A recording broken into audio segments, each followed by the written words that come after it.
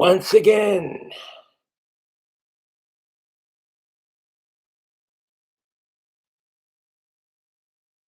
it is Halloween season.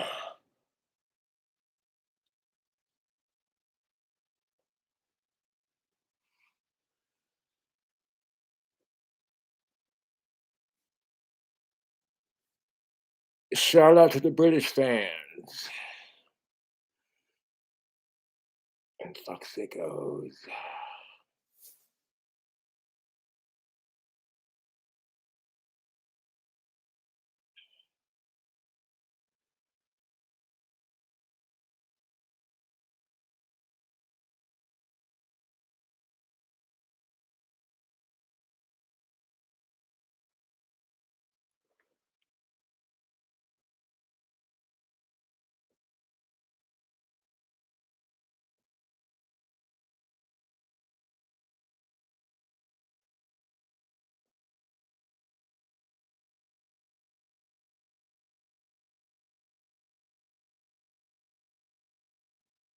This Green Phantom costume has served well these last couple of Halloweens.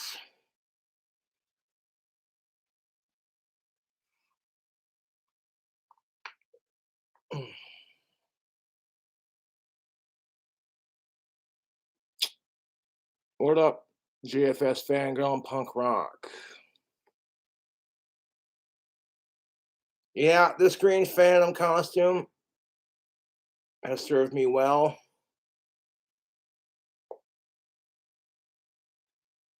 Over the years.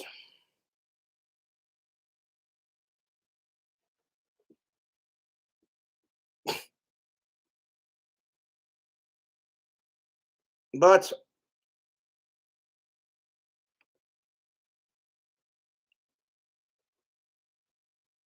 we're doing a new costume this year.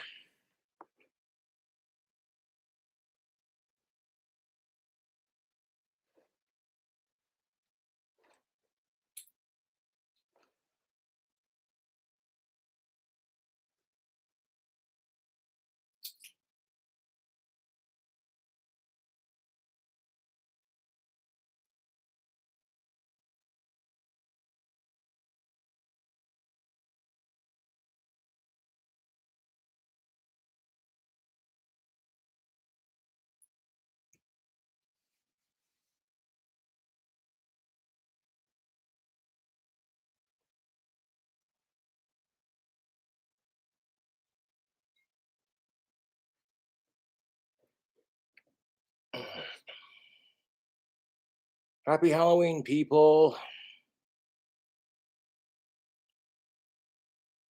Just for old time's sake, I put the Green Phantom costume on.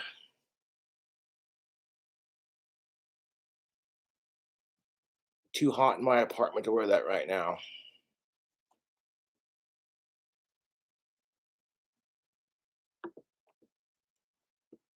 Is he dead yet? No.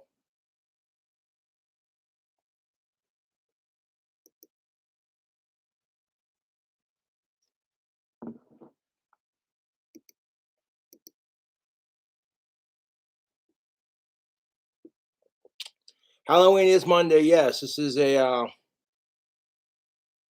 what's it called? Mischief night. Yes. Love you too, JFS fangirl. Thank you for your support.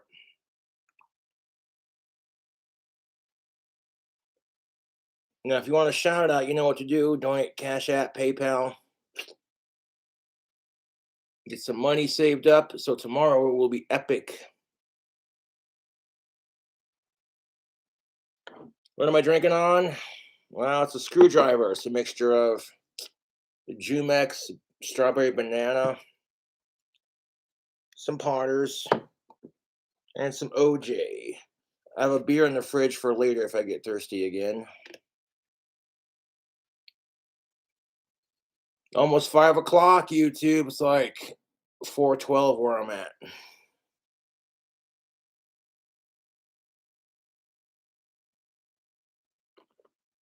It's almost Halloween. We're all gonna die someday, Kate. All you can do is make the best of it.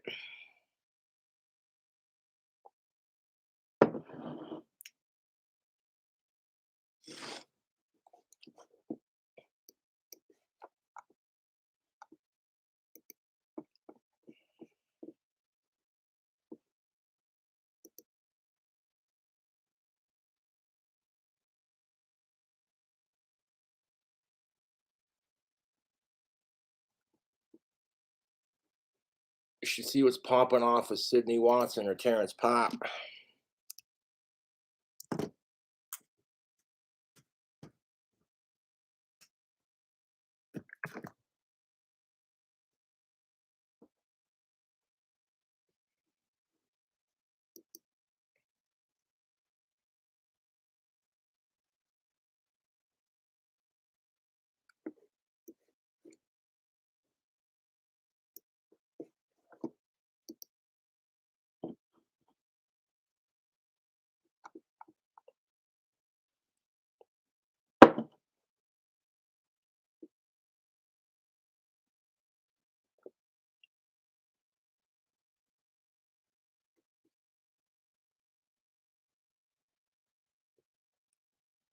I watched that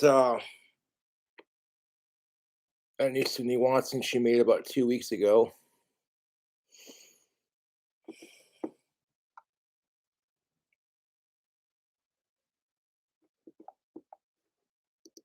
I got liquor. Let's do Terrence Pop. I haven't done Terrence Pop video response in a hot minute.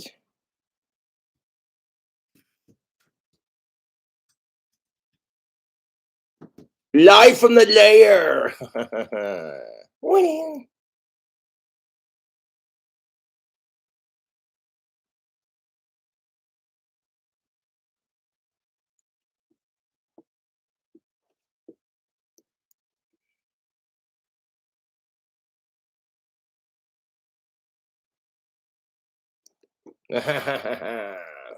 Especially military dudes, yeah.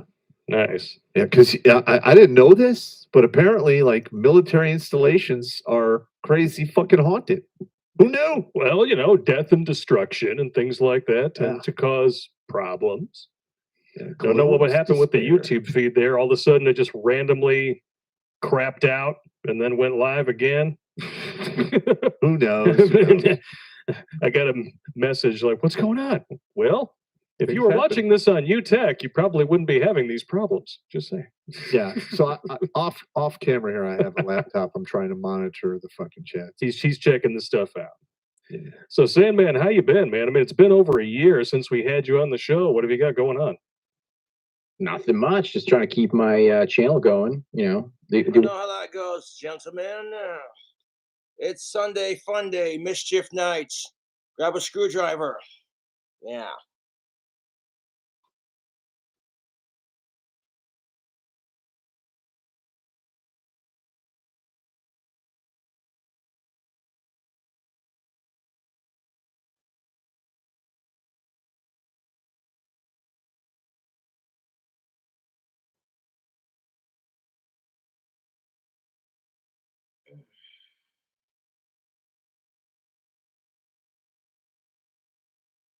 It's only cheating when you do it. Grunt speak live.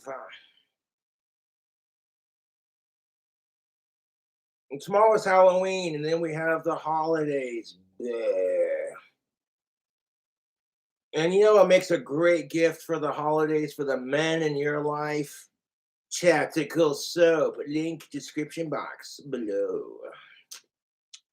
Using the affiliate code and coupon code KingCobra will get you 15% off. It help making me the cheddar, and the tactical soap make you smell better. Yeah.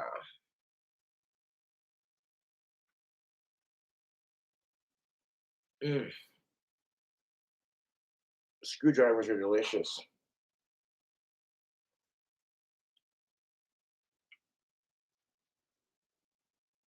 I will be going to the bar tomorrow on Halloween in my Wild West Warlock costume.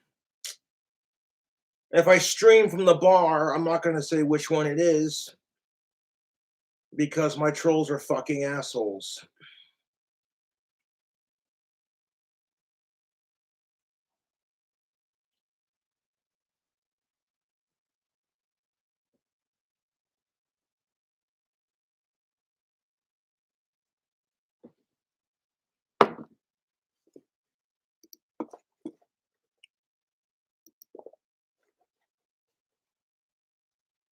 All right.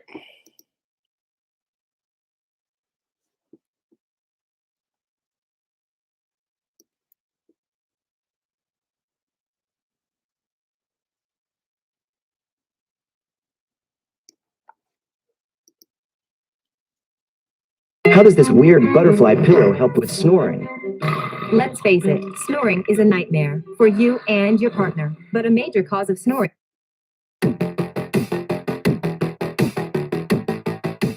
Hello, everybody. Terrence Pop here with another episode of Live from the Lair. And today we're going to be going over a hodgepodge of stuff. And basically, this is a lot of stuff, either emails or questions I've got in either email or on comments on videos.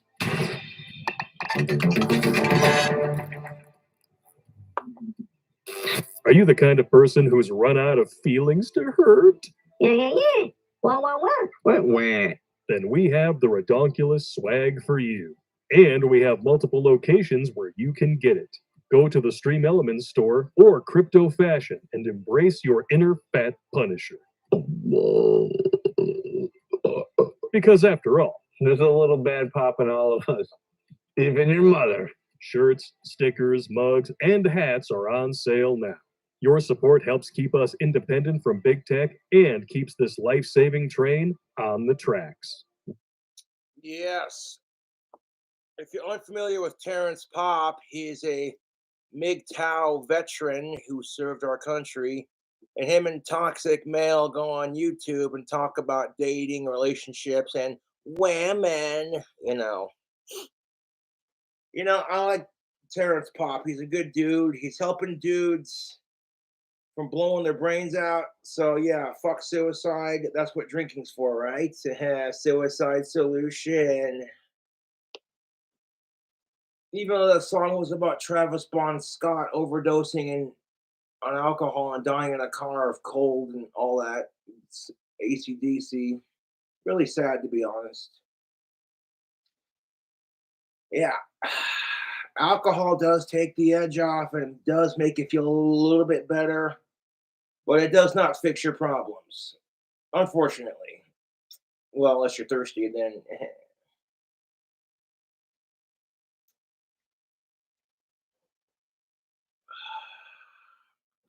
They have saved 479 men from killing themselves. That's awesome.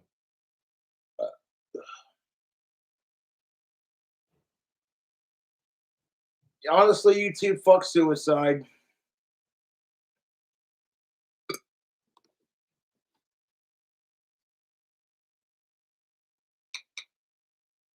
Fuck suicide, YouTube. Fuck it.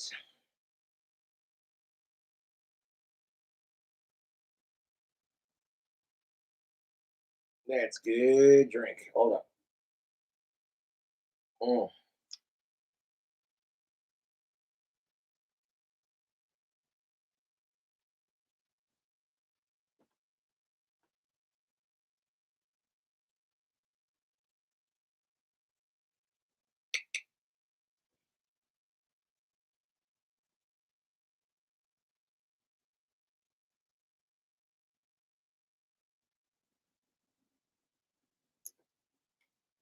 The reason why I don't commit suicide is because of something Danny Filth said.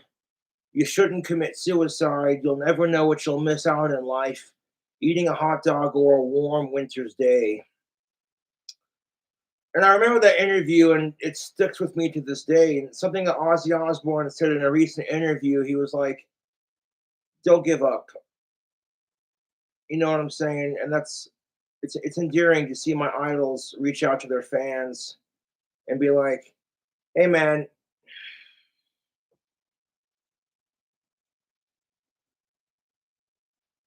one of the things that helps with my depression is playing guitar." Like I said, like I've been having a shit fucking day. I plug in my BC Rich World, I can just start jamming. I forget about the world and my problems. It melts away, man. Or like have a drink and sing some goddamn Elvis Presley. or some Beatles, you know. I like the fact that your boy Cobra can sing like the Beatles. It's awesome. Hey Jude,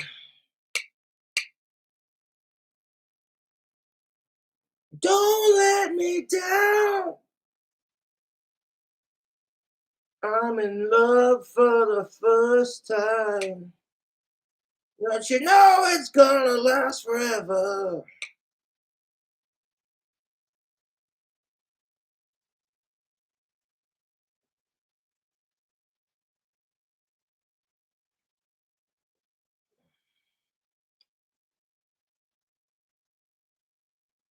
Or unless you're a King Cobra JFS troll, then, you know,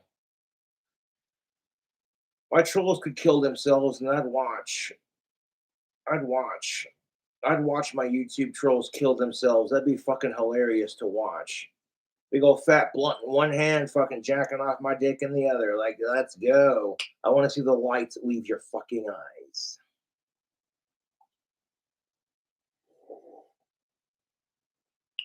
Joking with you, YouTube. If you're a King Cobra JFS troll, I could care less. Thanks for your support, you know.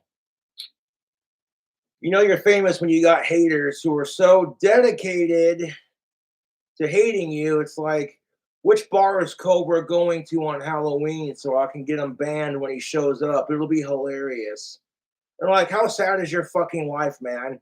You can't just enjoy life or enjoy your Halloween because Cobra rules your fucking life.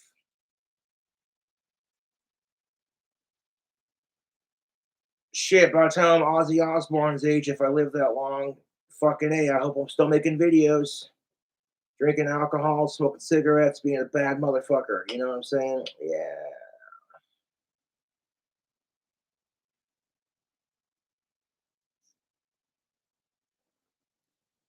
And fuck the Food and Drug Administration trying to ban menthols. It's like, why don't you focus on, I don't know, the prescription drugs we're taking? People are like, well, if you're depressed, take an antidepressant. And right before you take that antidepressant, you see the commercial for that antidepressant on TV. This antidepressant may cause thoughts of suicide. You may still experience depression while taking it. And I'm like, that's really effective. Or how about the hormones that are being placed in our children's food, which are causing kids to hit puberty as young as 8 years old? No, no, no. We're going to focus on the menthol cigarettes because cigarettes are bad for you. And no one's going to argue that, yeah, cigarettes are bad for you. But if you burn through a pack of smokes in like 2 to 3 days versus a pack every day kind of thing, you know.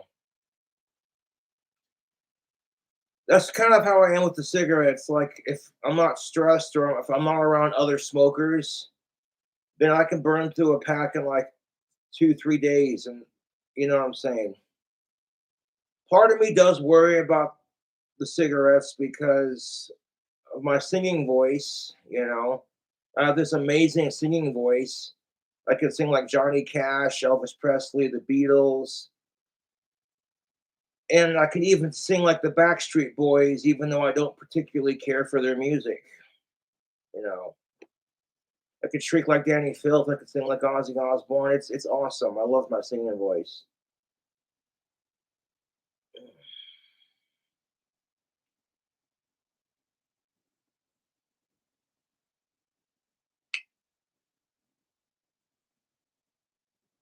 You may see like 44, almost 50,000 subscribers on YouTube, but that doesn't really count for the overall, you know. There are plenty of YouTubers I watch, but I'm not subscribed to them yet.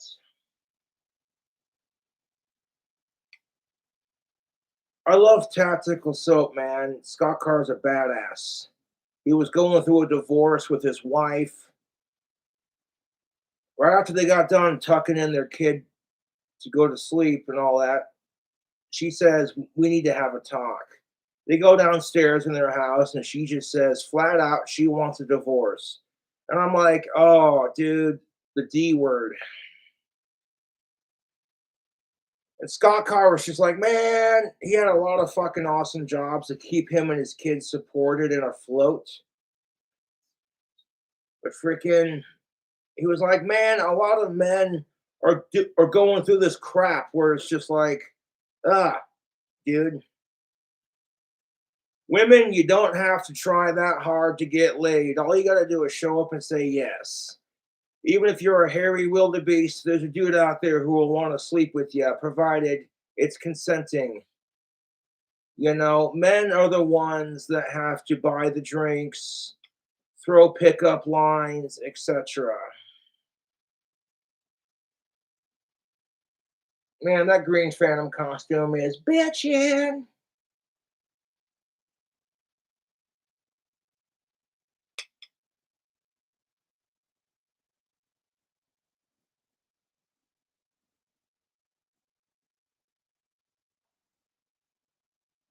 That takes the edge off. I haven't had a drink all fucking day, to be honest. I wanted to wait till at least closer to 5 o'clock in the evening, you know, and kind of let last night's wear off a bit. You wake up drunk and you're just like, ooh,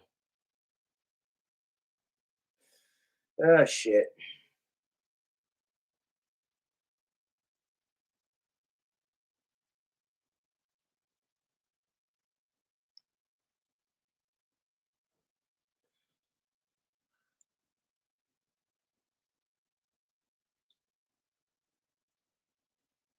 I kind of look like Ozzy Osbourne, minus the double chin and the handsome green eyes. I could be his 10th cousin for all I know. Wouldn't surprise me, be honest. 80% British. It would not surprise me in the slightest if I was like related to Danny Filth and Ozzy Osbourne. Would not surprise me in the slightest.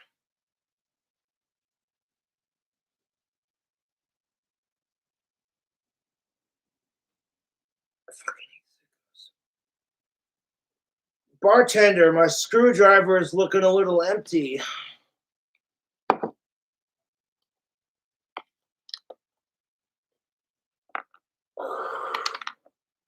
It's Potter's, it's cheap, and it gets the job done. Harry Pothead, and the chambered bong of secrets.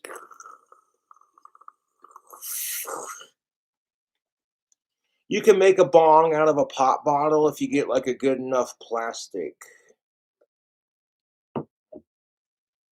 I use a wood engraver, okay, and then like I'll take a plastic bottle, I'll burn a hole in it for the carb, then a hole in the lid for the mouthpiece.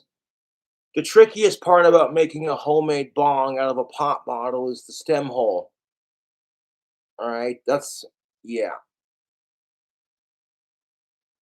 that does take practice. It does. And it's very resourceful too, man. You know, if you drop your homemade plastic water bottled bong, it ain't gonna shatter, man.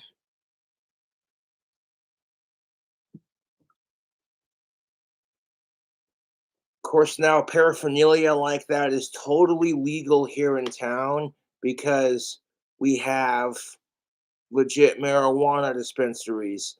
They don't sell like THC, but they sell like CBD and Delta 8, you know. I love my dark hollow. People accuse stoners of being stupid, but I'm like, dude, stoners are a lot smarter than people give them credit for. It's like you don't got nothing to smoke out of, they won't make a piece. If they don't got papers, they won't make a piece.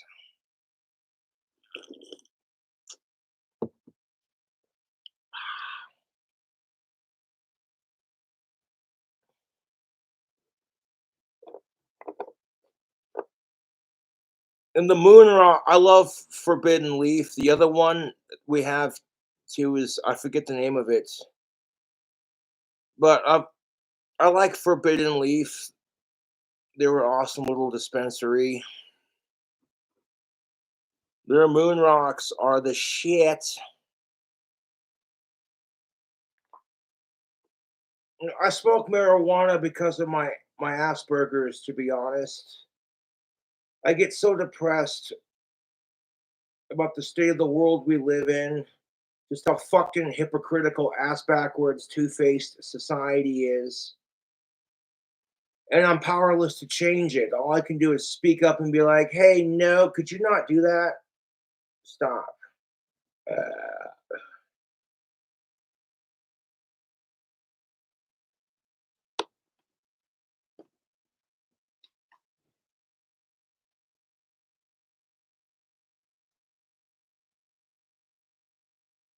Now, my Halloween costume is going to consist of my wand in the holster, my cap gun in the holster, and I want to wear some jeans, some black jeans, and a nice button-up T-shirt. I might rock the snakeskin T-shirt for my Halloween costume. That is a fucking sweet little cap gun, man. It made my inner child happy. Like, oh, I grew up playing with toy guns as a kid. That was my thing. Legos and toy guns. Because back in my day, cap guns that you buy at like the dollar store were a lot louder.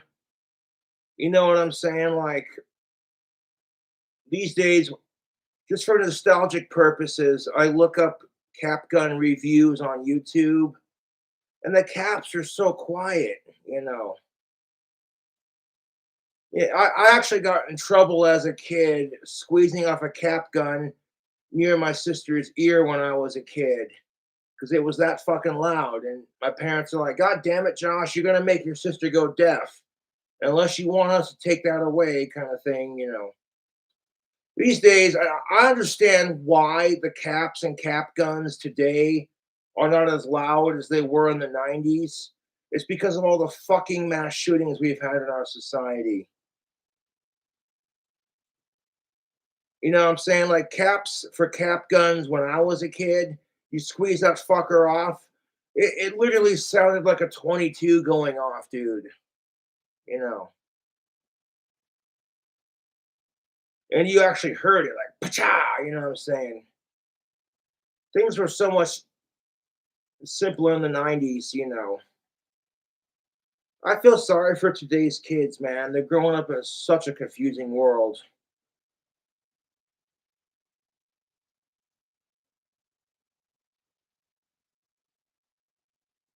And fuck the assholes sending Ozzy Osbourne and Sharon Osbourne death threats, all because you think Sharon's a racist. Fuck yourself. You know that? Fuck yourself. I actually sympathize with Sharon and Ozzy on that, to be honest, because I've had death threats sent to me. And it's like, what do you do? You know, if you don't like my fucking videos, then don't watch. You know, whatever happened to human decency, dude?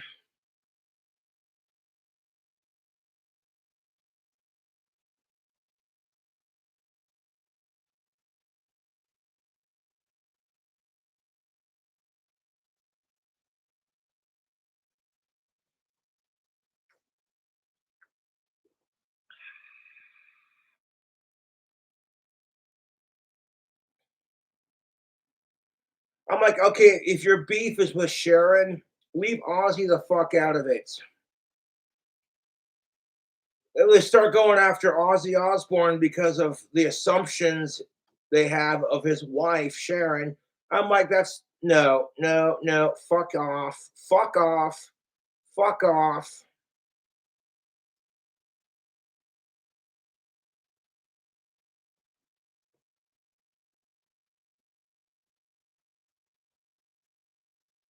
And it burns, burns, burns the ring of fire.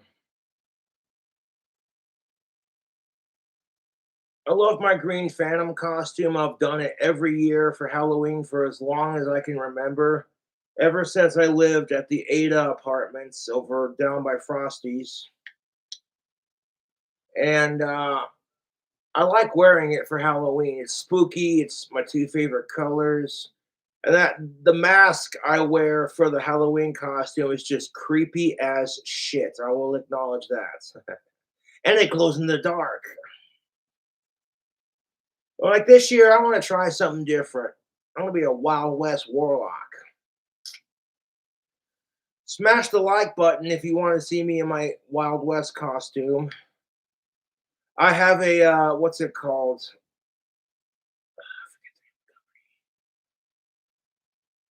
There's a company that makes trench coats that has the word London in it. London Dry or some shit like that. Anyway, oh, London Fog. There we go. London Fog trench coats. They're really comfortable to wear. I wear mine when it gets colder out, you know. Like the London Fog trench coats. It has Big Ben or Elizabeth Tower or whatever you want to call it on the logo. And I love wearing it, man. It's a really nice duster. It keeps me warm in the wintertime, man. I'll fucking wear 2 layers of coats and I'll put on my pajamas over my pants. There's a fucking tip for you. You want to stay warm in the wintertime? Put on some like really comfortable fuzzy pajama pants over your regular pants. It creates insulation.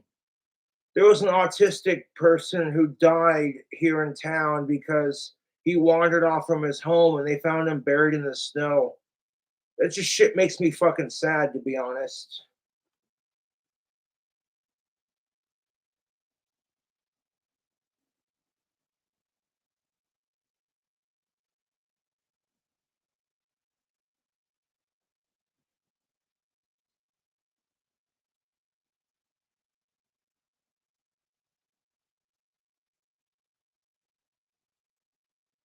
People are like, be careful with that cap gun, Cobra. I'm like, no shit. You think I want to go walk around town waving it around like an idiot? Fuck off.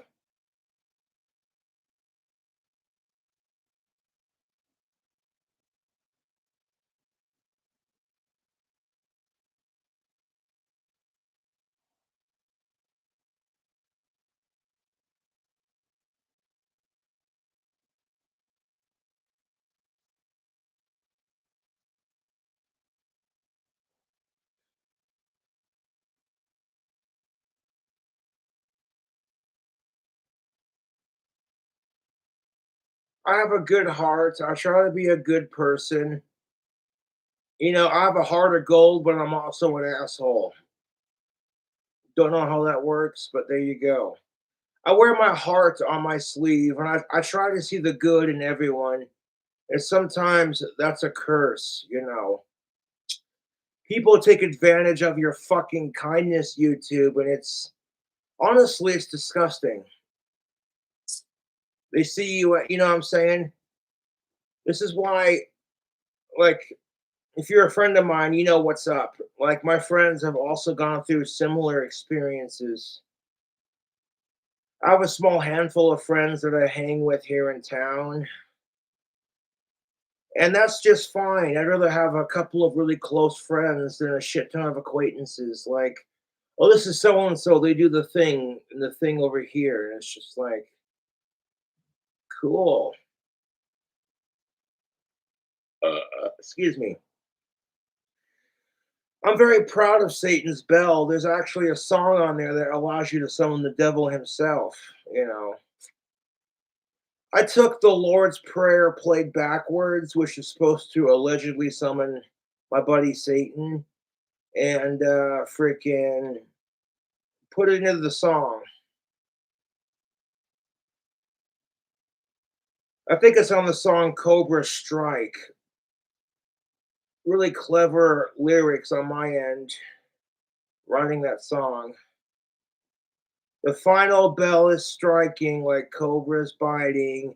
Fear the fangs as the bell clangs. Cobras strike. It's poetic to a sense, you know.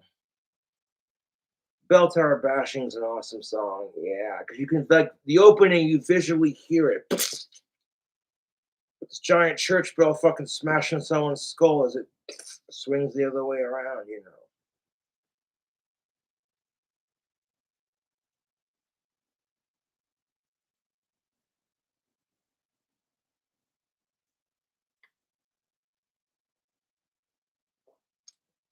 I will try to go live at the bar tomorrow when I'm in my cowboy warlock costume. I might let my hair down. I got it in a ponytail right now, man. But like right now, you know what I'm saying? But I might let my hair down for the Halloween costume. Kind of give it that Wild Bill Hickok look. Deadliest pistol there since Wild Bill, they say. I'm sure of it. I hate him. He's drunk. Come on, fellas. We don't want any trouble, not in any language. Watch it, Johnny. I heard he's real fast.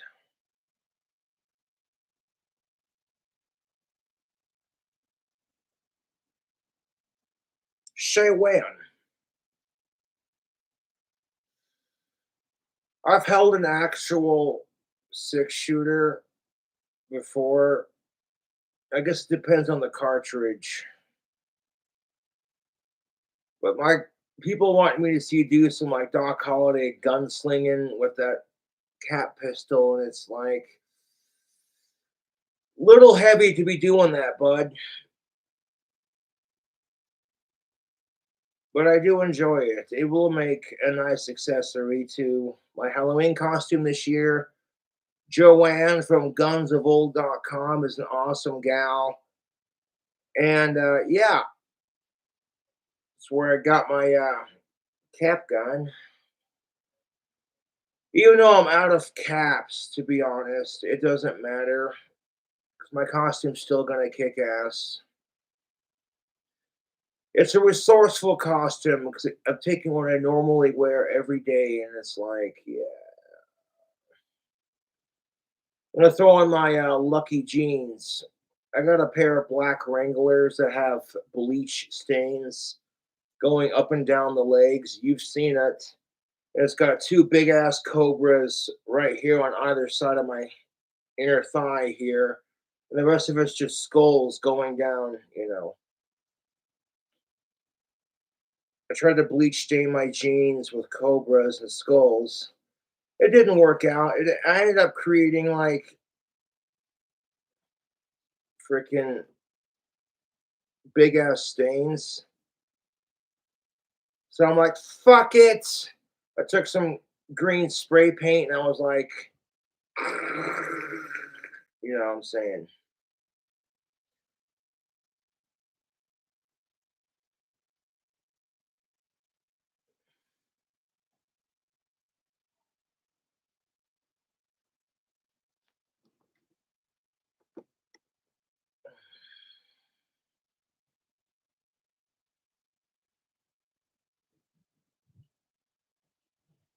I sincerely hope Ozzy Osbourne makes it to 100 plus.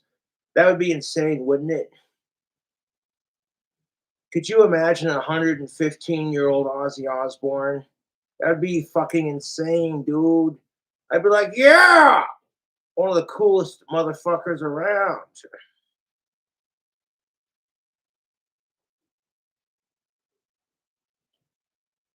That's the cool thing about Ozzy Osbourne. He might be fucking crazy, but he channels it into a healthy outlet by drawing or like making music, you know. And that's what it's about. If you're fucking mentally fucked off, you gotta find ways to channel that psycho side into like healthy outlets. And for me, that's just making music, you know, or going on YouTube and bitching about the world's problems, even though I can't change it. I can't change the world can't change me.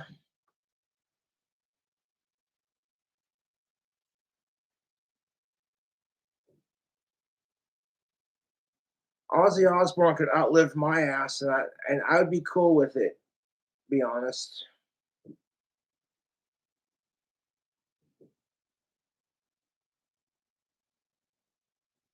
Geez, Cobra, if you love Ozzy Osbourne so much, why don't you marry him? And I'm like, he's already married and I'm straight.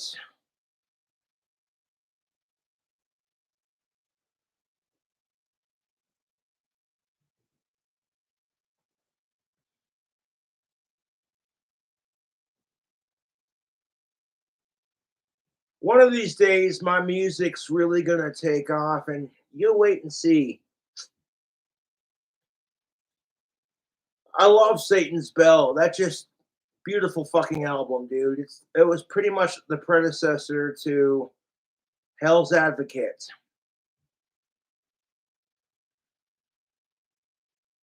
My favorite song on Hell's Advocates is Smoking Cannabis in the Clock Tower. I literally recorded the song after seeing Ozzy Osbourne live in concert. I went to the concert, mind you. I had a double shot of Jack Daniels and Pepsi. Then I busted out my tobacco pipe and started smoking weed in the audience while I watched Ozzy perform. And I tried to be as loud as I possibly could, like louder than the entire crowd. If you actually watch the concert footage on YouTube, guilty as charged, Your Honor, for fanboying too hard.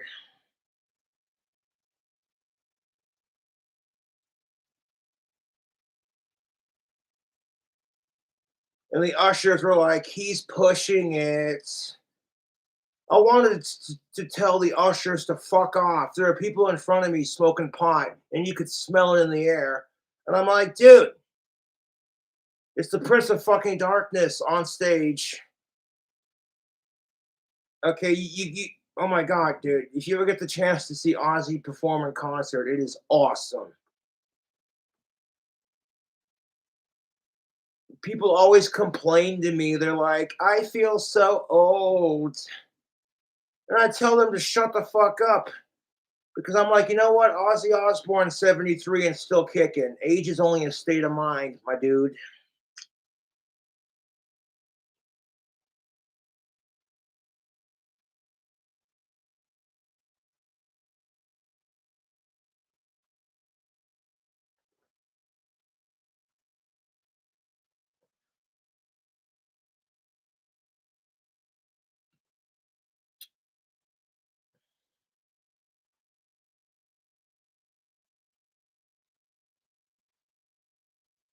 That is good. That's good, screwdriver.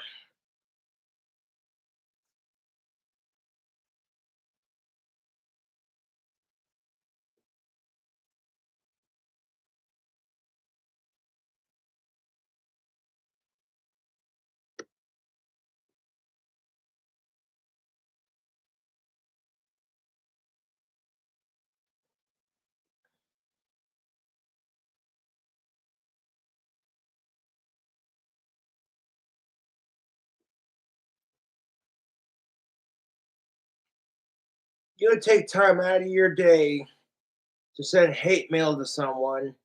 It's pathetic.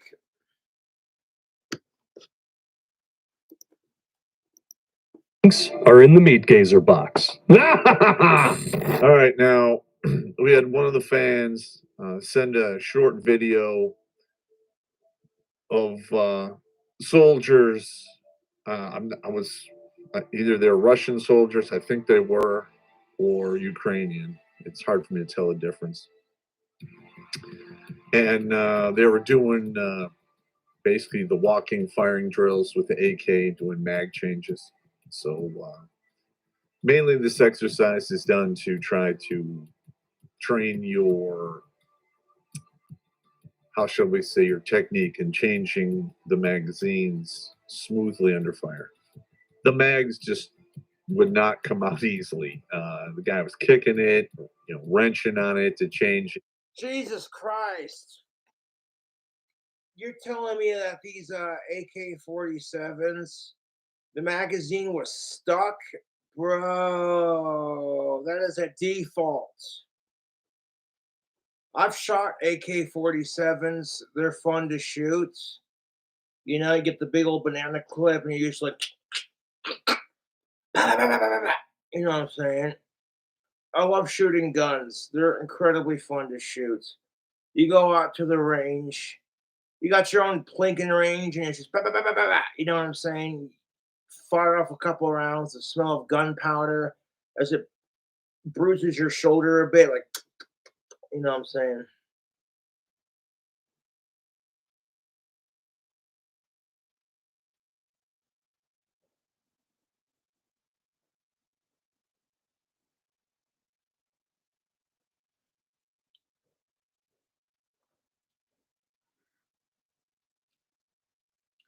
I got some chow mein noodles I might microwave up here in a bit. Bought a couple packs from the Dollar General. You know how that is when you're broke all the time.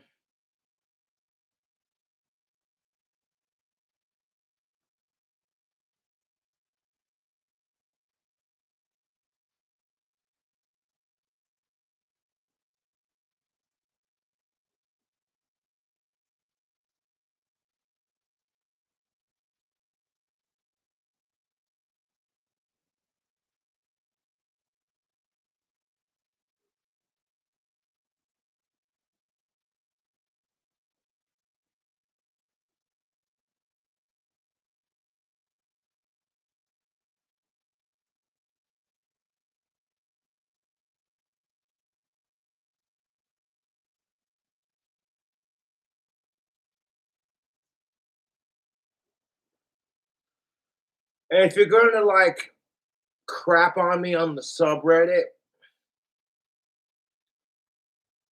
be sure that we can't trace you back to your personal Facebook page.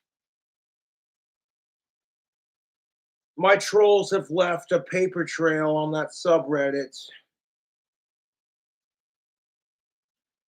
that lead back to their personal addresses. It's only a matter of time. I'm telling you right now, my trolls are headed for a major shitstorm.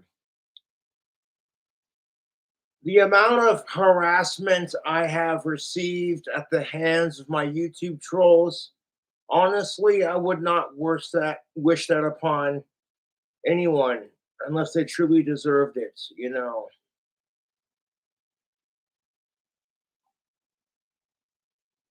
I mean, Jesus Christ, Carl Odegaard was so annoying growing up and still is to a point, you know. But that little faggot is training wheels compared to my YouTube trolls. You think Carl's annoying? You're in for a whirlwind, Cobra. I let go of that because it's like I'm a famous YouTuber now. I give a fuck less what he's doing, you know.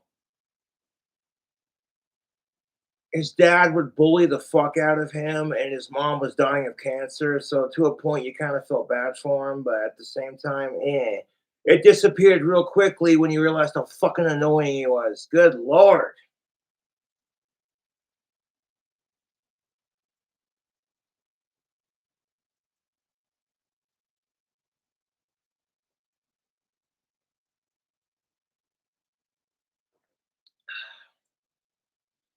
You know that, and I hate sickos more than I hate Carl, to be honest. I let go of that. I let go of that because it's like that was high school, dude. I'm a fucking YouTube celebrity. I got more friends than that little faggot will ever have.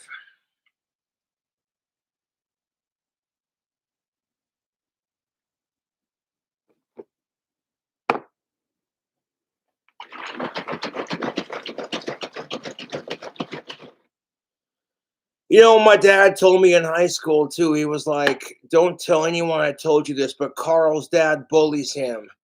And I'm like, "You shouldn't have told me that, dude. I totally used that to rip on him." Yeah.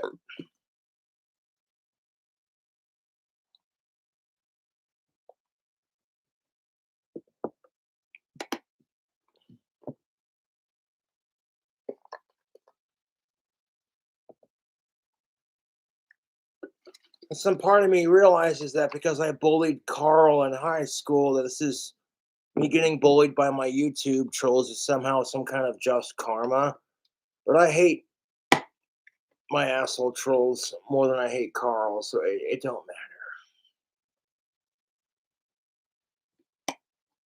Oh, Carl got really pissed off when Jennifer was talking to me. He was just like, I'm like, hey man, it's Cobra.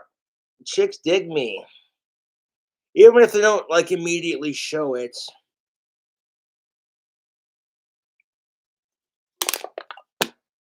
Jennifer was a cool chick, man. Really obsessed with Slappy from Goosebumps.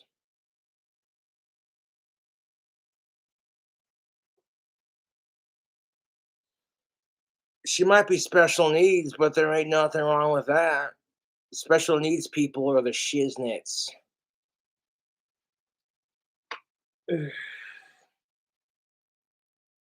I don't regret bullying Carl in high school, to be honest, but I let go of that hatred a little bit because I'm a fucking famous YouTuber.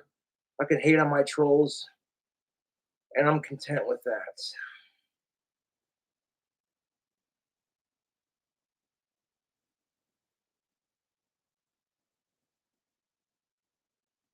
Quite frankly, I don't give a shit. When I win the fucking lottery and show up to a rally in the valley in my fucking hot rod, Cobra, what have you done since high school? Became a famous YouTuber, won the lottery, built my clock towered mansion. That's life, dude. You want to crap on me for saying this shit, but it's like, dude, we have people we just do not like. And the only reason the teachers I grew up with favorited Carl more than me is because the dude was legitimately more retarded than I am. And I'm like, that's favoritism, dude. Just because he's more special needs than I am, fuck you.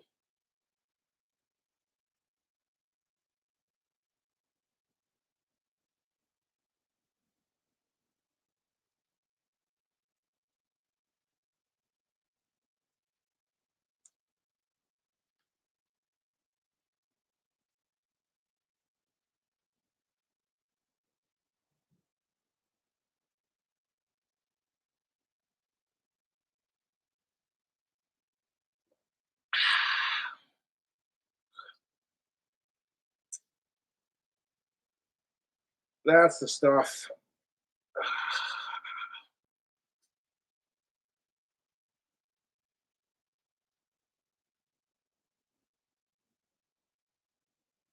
It's fuck the trolls harassing Alicia Rhodey. That's too far, dude. Y'all harass Alicia Rhodey and Ellen Knight because you're jealous that Cobra knows chicks, man. Yeah. Winston. You bite, then you lick me. What are you doing? Winston. Ah! You bite, then you lick me. He runs away.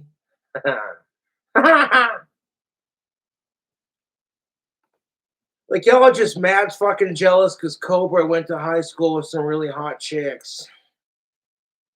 Instead of being like, oh, hey. And that's what trips me out about life, dude. I go from being rejected by Alicia Rhodey to I wished I wouldn't have rejected him in high school. And I'm like, dude, that's a confidence booster, man. God damn.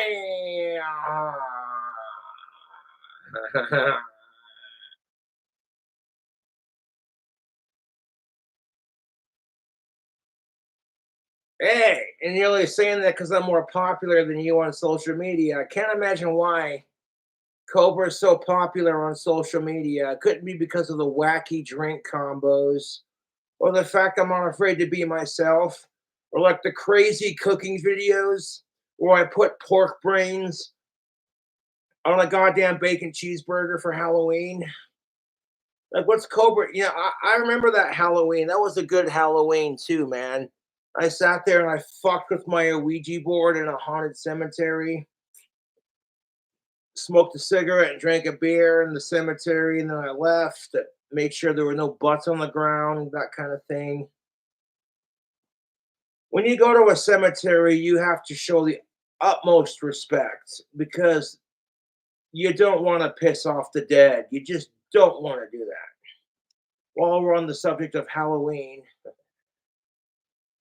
you don't want to piss off the dead. That's just, they have, like, once you die and you become a ghost and all that sort of thing, you have powers that you did not have in real life.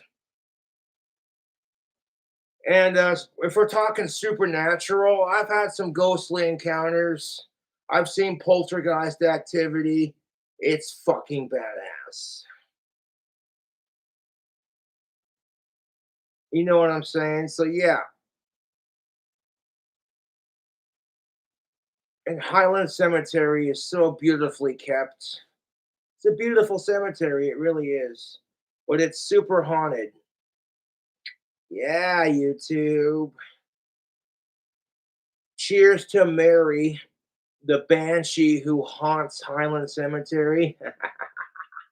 Yeah. You pass by Highland Cemetery and you hear a loud cackling shriek. Like, what the fuck was that? And it's like, wow, looks like Mary's making her voice be heard.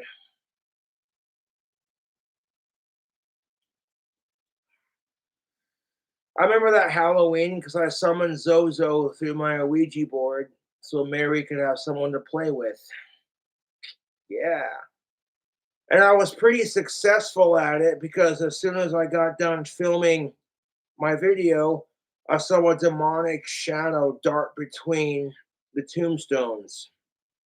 It had like satanic bat like wings, little horns. And this was in broad daylight, mind you, and I wasn't tripping on acid or shrooms or anything like that. Psychedelics.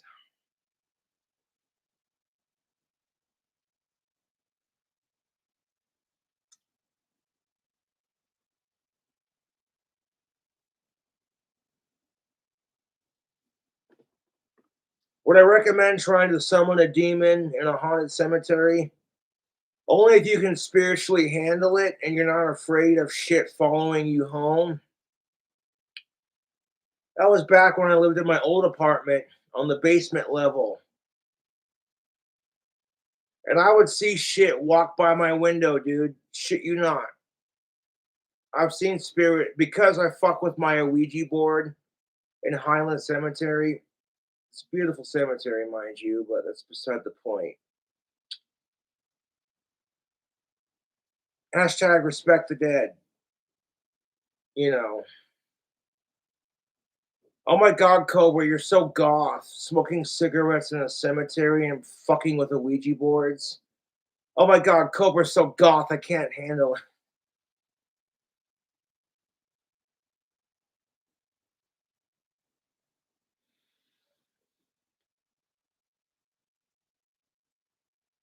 Most people are like, you should not bring an Ouija board into a graveyard or cemetery. There is a difference.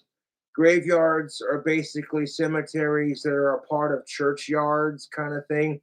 If you have a church and then the graveyard behind it, you know what I'm saying? A cemetery is basically a graveyard without a church. There is a difference. The more you know. Some of those gravestones date back to like the 1700s. So that, yeah, early 1800s. I walk into Highland Cemetery in my King Cobra JFS. Now it's a party documentary. And as soon as I walk in there, this humongous all black raven is just flying over us. And you hear it go, ah, like, yes. Oh, I'm very respectful when I go into that place, you know. It's really the golden rule. Treat others the way you want to be treated. Even if they're dead, you should still treat them as you would treat yourself, you know. Uh,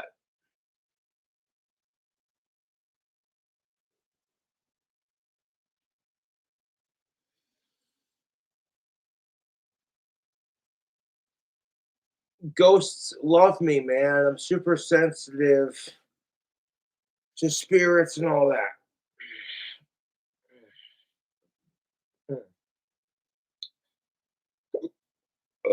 Excuse me. God damn it. Got the hiccups. Mm,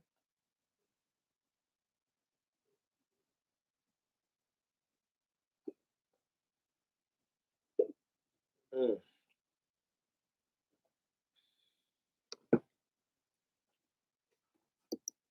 It was not smooth. The mag change just took between 3 and 5 seconds. After watching it a few times, I believe why that is happening is simply this. The AK-47 and the AK-74 have been around since before the fall of the USSR. All right. And the reason the AK-47 was well loved is it was easy to maintain, easy to disassemble, and it had high tolerances. So it would work with dirt, rust, what have you, in the mechanism. Except for the fact that these tolerances killed accuracy, beyond 200 meters. So after the fall of the Soviet Union, they did shave off some of those tolerances in the newer weapon platforms. And then you have parts and magazines being made in various areas in and around Russia, and to include China and most of the stands. And everyone has a slightly different tolerance. So I've been there. Listen, when you're issued your weapon, they literally hand it to you through a window, hand you your magazines, and tell you to get the fuck out of there. Now, I wanted to serve my goddamn country, but they're like, you have Asperger's and you take medication for that, so we're not going to enlist you, kind of thing. I'm like, fuck that. Give me a sawed-off shotgun and some fucking dog food, and I'll go in the fucking trenches and take these bastards out. I wanted to fight and kill for my country, but I couldn't do it when I was younger because of my autism and because I take medication for it. So I'm like, you know what am I supposed to do here? And looking back on it now, I'm actually grateful because I can't begin to imagine what I have family and friends who have served in the military and they've seen some things, and it's just like the kind of hell they go through to defend freedom, YouTube.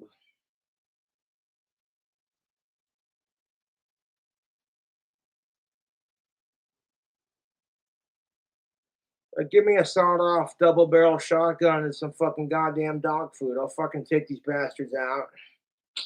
Motherfucker.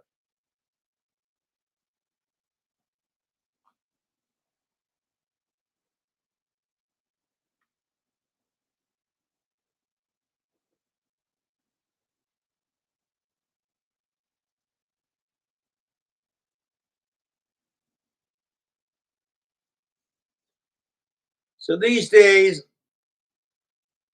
instead of fighting a war on terrorism, I fight the social justice war,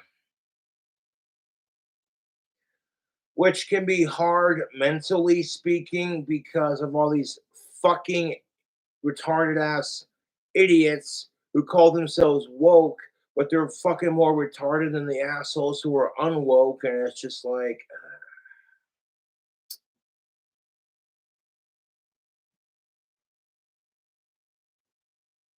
And as far as these AK-47s fucking up, that's a manufacturer's default. You should be able to that little lever right above the magazine release. You know what I'm saying? Yeah.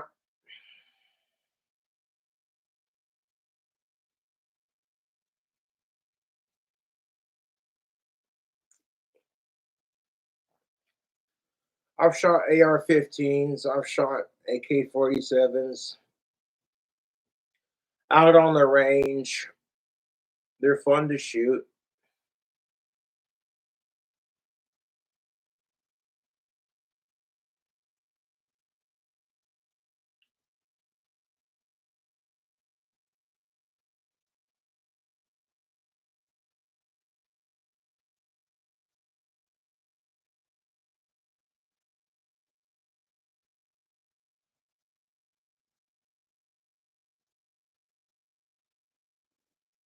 Look, guns are fun to shoot. Sue me. I love shooting guns. I hate mass shootings more than I love shooting guns. You know that? There's just no need for gun violence, man. Someone breaking into your house and you pull out your double barrel 12 gauge and rip their fucking kneecap a new one. That's different. There's a big difference between defending your home and your apartment from burglars and bad guys versus just going out and you know what I'm saying? Fuck that shit.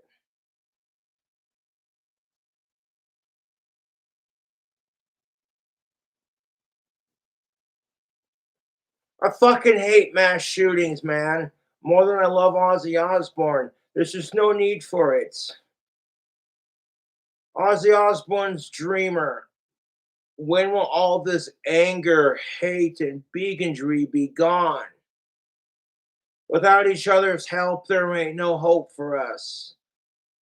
I'm living in a dream, a fantasy.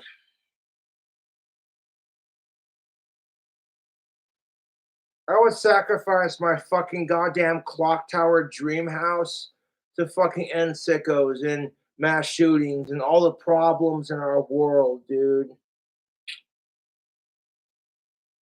And it's like, hey, Cobra, you're never gonna build that clock tower house. And I'm like, watch me, motherfucker. I'm a bit of a dreamer myself. Well, one day it'll happen. And when it does, ho, ho, ho. Whether I get signed by a major record label or I win the lottery, it doesn't matter. It's gonna happen, YouTube. I would rather build my clock tower dream house and be comfortably rich the rest of my life than end my dry spell because then at least I could do something with my life, you know. Sex will only get you so far. Fuck sickos for that matter.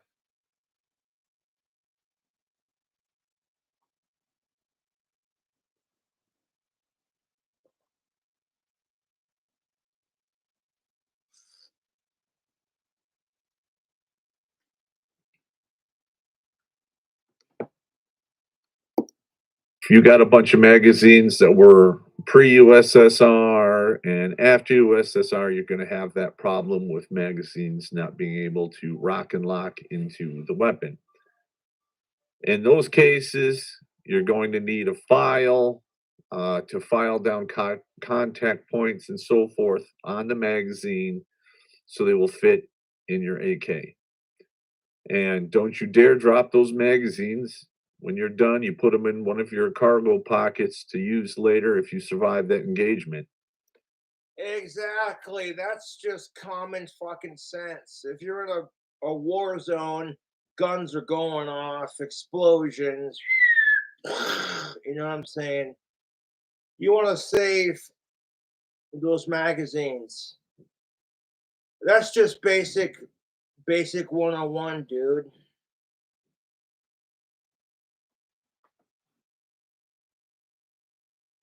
I may be poor, but at least I'm happy in life. I might get depressed about people and life, like outside of my own existence, like just society in general. But I don't care. Money doesn't make a man, to be honest.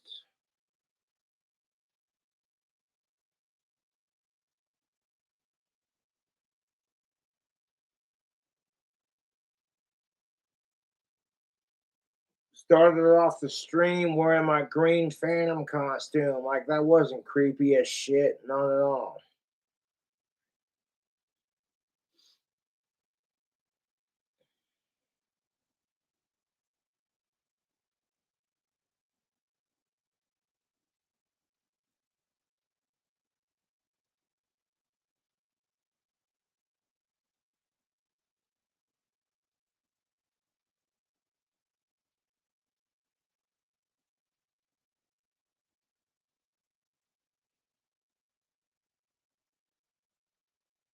That is good screwdriver, orange juice, and vodka.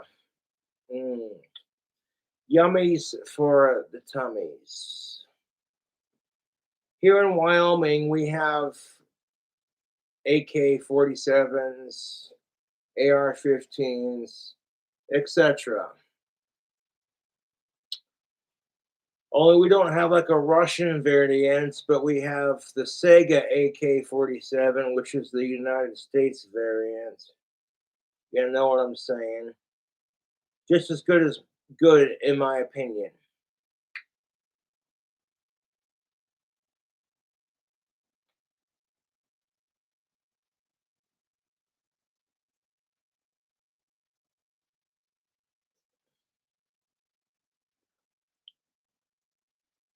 And if Joe Biden does this stupid fucking gun ban next year, it doesn't prevent the sale of AR-15s completely. All it does is prevent gun stores from selling brand new AR-15s.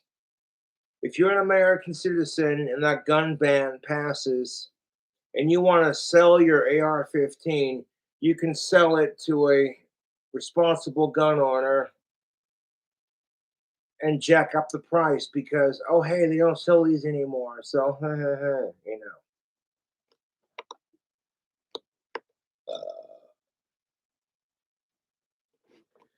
All these fucking AR-15 soy boys losing their shit because it's like, oh, geez.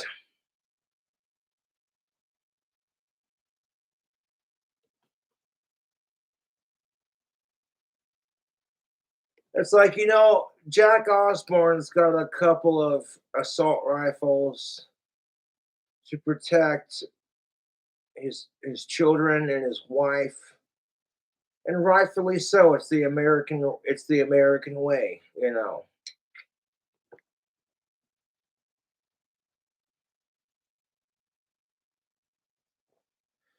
Well, like God forbid, some asshole breaks into Jack Osborne's house and he shoots their ass dead with a fucking assault rifle. You never hear about that in the media,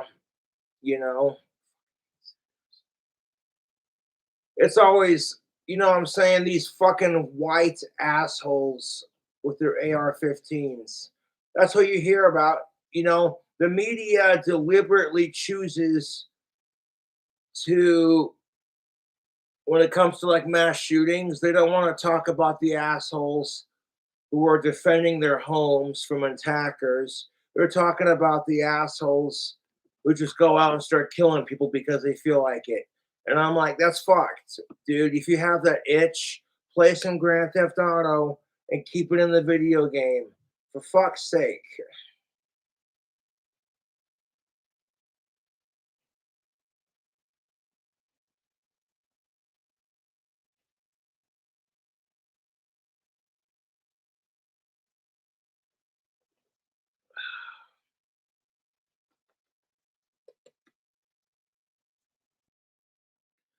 There's nothing wrong with teaching your kids how to properly and safely shoot a gun. Nothing wrong with that at all, man.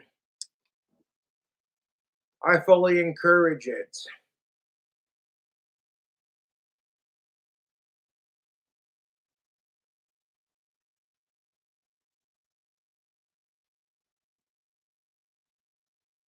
Oh, I have another can or two of that strawberry banana nectarine, whatever the fuck. Fucking.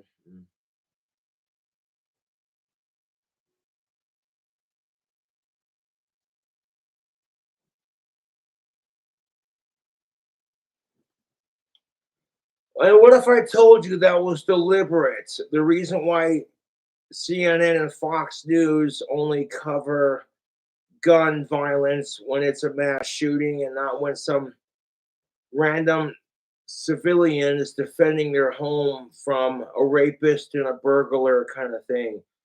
That's deliberately designed to cause people to buy more guns.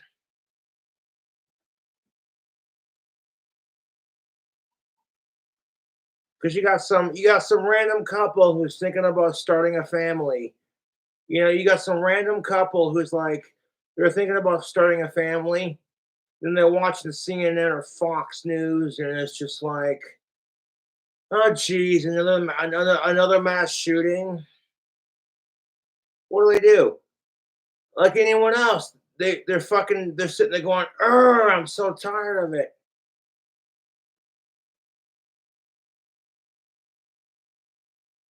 It's the truth. That the gun companies buy out Fox News and CNN so that it's like, okay, we're not going to get very many sales if people are if people are not terrified, if people are scared that if people are scared that they're going to get shot in their own home, that's the kind of crap that causes gun sales to go through the roof. And like, oh, pedophile Joe Biden's going to take away your guns. And it's just like, that's the kind of thing that makes people go,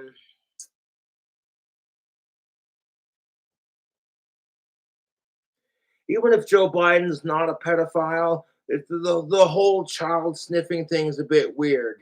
Just saying. Say what you want about Trump, but at least you don't see him sniffing children's hair. You smell like young people.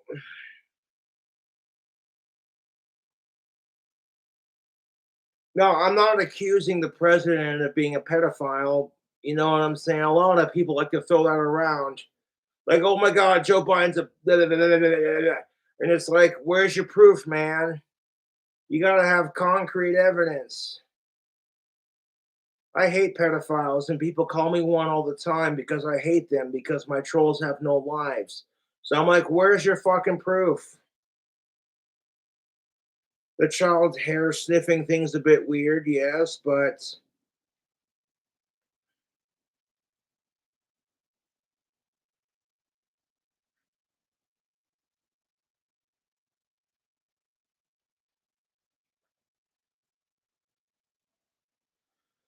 admittedly, Joe Biden could have used his words a little bit better. You know what I'm saying?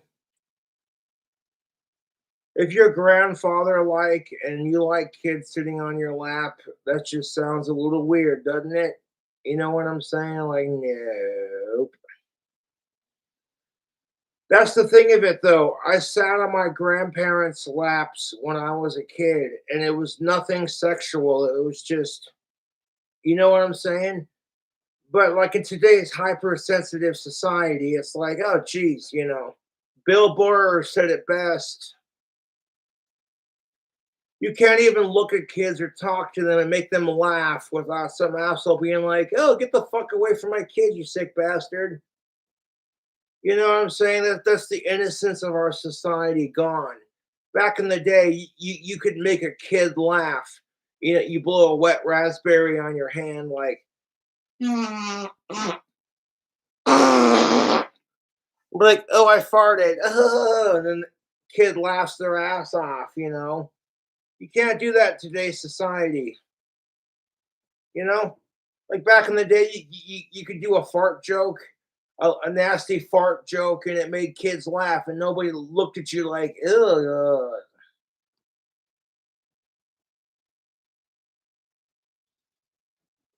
Uh, some kid walks up to you like, "Hey, Mister, what you doing?"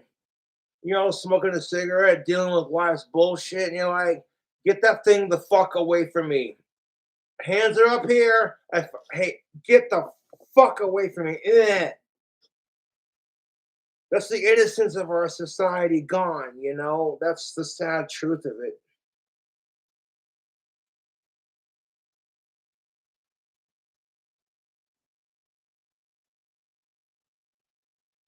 Like back in the day when some kid come up to you, hey, mister, and it was seen as innocence. But these days, it's like, no. At the same time, honestly, I don't blame society for being overly protective of kids. You know what I'm saying? I don't blame them in the slightest. You know what I'm saying?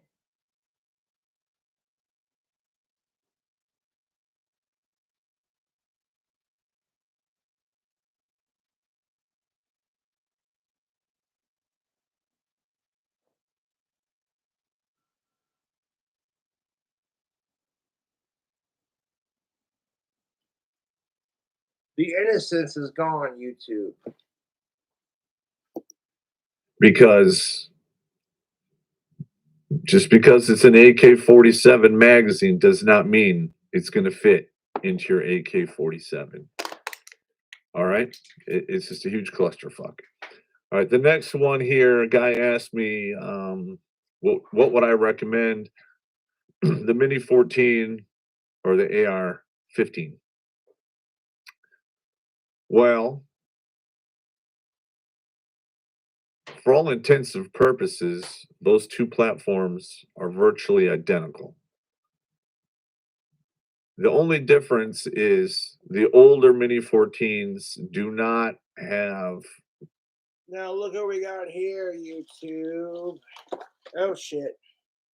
It's some beef, some chow mein, teriyaki chicken flavor with other natural flavors. These are super delicious. They're easy to make.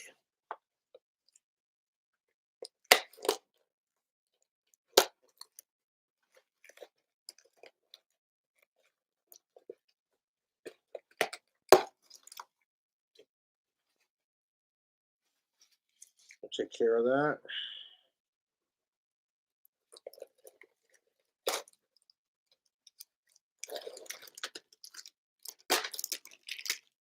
Very basic. How do you do ramen noodles, basically?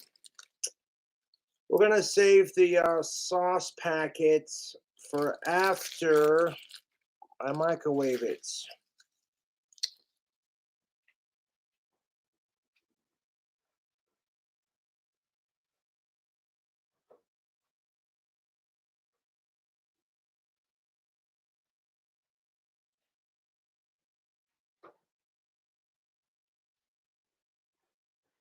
I'm going to grab some Country Crock Original margarine spread.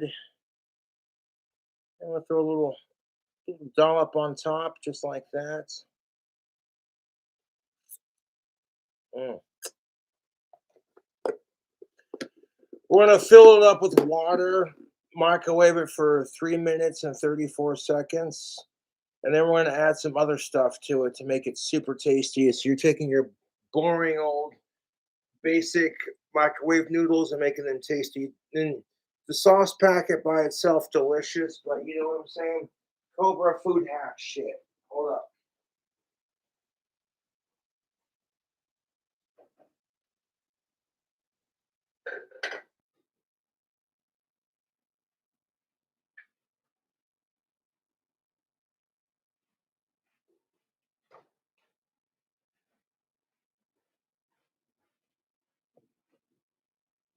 Got some seasonings we're going to add to it. Some cheesy jalapeno popcorn salts. Some sriracha seasoning. Maybe a splash of beer. And of course, the magic duo. Look at this. The dynamic duo. Liquid smoke and some soy sauce. Oh, YouTube. Excuse me. If you're making like Asian, Taiwanese kind of whatever food, and you have like a meat flavored meat going into said dish, okay, mixing liquid smoke, a couple of drops of liquid smoke, and a couple of drops of soy sauce. Fucking A, dude. So good. So what I'm gonna do is I want to add some water to it, so that it's like it's barely above the noodles. And then when I go in, take it out of the microwave, I'll hold the noodles with my fork like that, and just drain it into the sink. Leave like a little bit of water in the bottom, just a little bit. And we're gonna add a splash of Bud Light. We're gonna add the sauce packet, the seasoning, the beer. You know what I'm saying? It's gonna be good. Watch this. Watch this, YouTube.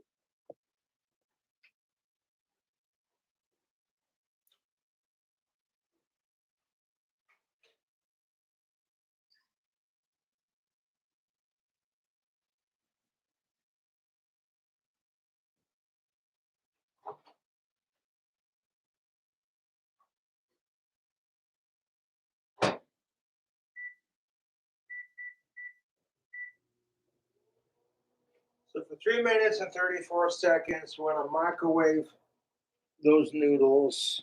All that butter that I put on top is gonna melt and coagulates and soak into the noodles. Once the noodles are out of the microwave, we're going to add the delicious sauce packet that came with it. The sweet and it's not even spicy, to be honest. Really fucking tasty, YouTube. So yeah, teriyaki chicken flavor. Then we'll add a sprinkle of our jalapeno cheesy seasoning, a sprinkle of sriracha. We'll add a splash of Bud Light and a couple drops of our soy sauce and our liquid smoke. Okay, flavor wise, you cannot beat this combination, dude. You get some liquid smoke and some soy sauce. Beep, beep, beep. You know what I'm saying? So fucking good, dude. Now, the company that makes those noodles is fucking delicious. You don't have to do all these extra steps to make it extra tasty. If all you can afford is the sauce packet, that's fine, dude. But Cobra likes to food hack his food sometimes. You know, bring up the flavor a bit. Like, yo, Accuracy of the AR-15s or M16s. It just in my opinion, AR-15s are overrated. Yeah, they're fun to shoot. They're lightweight. But it's like I'd rather have a Tommy gun, to be honest.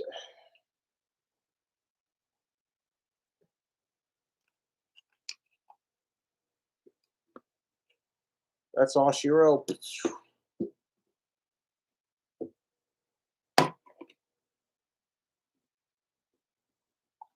Splash the orange juice. The rest of that in the fridge.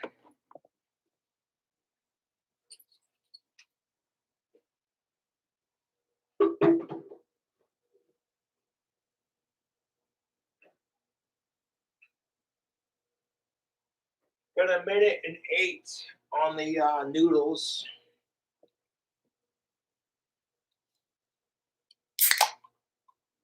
And of course, you can add whatever you want to your ramen noodles. You want to add a little bit of hot sauce to spice it up. Yeah.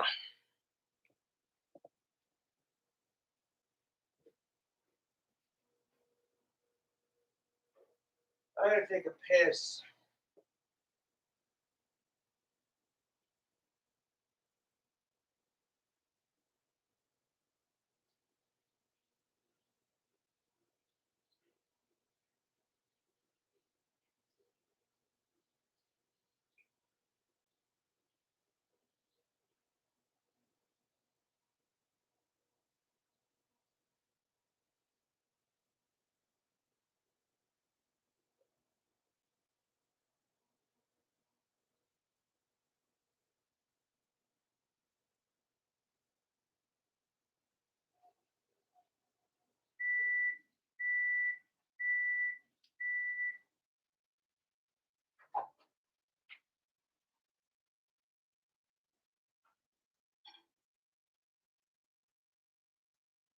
Hot noodles.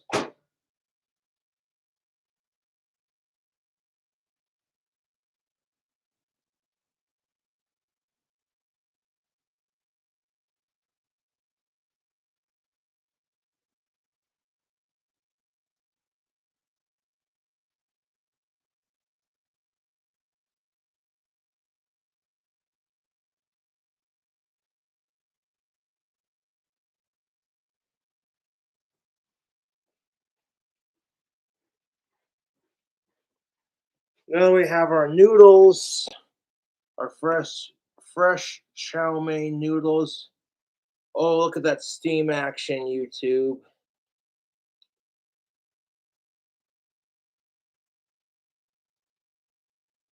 Beautiful. So we're gonna add our seasoning first. Hold up. Just because it says popcorn seasoning doesn't mean you can't add it to your favorite dishes. I like the convenience of microwave food. I know it's cheap, but dude, you don't gotta cook anything. You just slap it in the microwave and hit a couple buttons, and boom, you're done. Oh, you fucking cunt!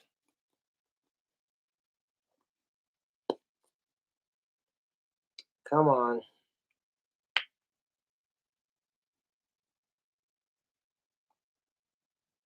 There we go. So we got our cheesy jalapeno popcorn seasoning. A little bit of that. Beautiful. Then we got our, where's our, oh, there it is. Our sriracha salt. All right, some sriracha salt for a little bit of heat. Beautiful. Now we're gonna add, we'll take our soy sauce. We'll add a cup full of soy sauce. Okay.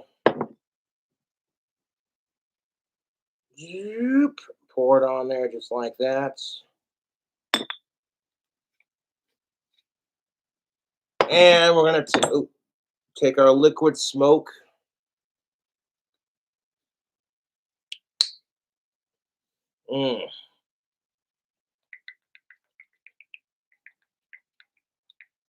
A little bit of that liquid smoke. Just like that. And we're going to take our sauce packet. I want to open it so it's not upside down because I have OCD like that. All right. I'm going to pour that sauce packet into our noodles just like that.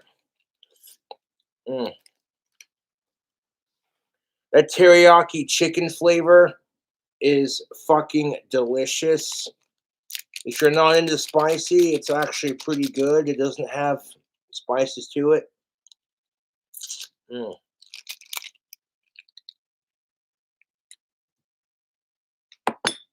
going to put up our ingredients.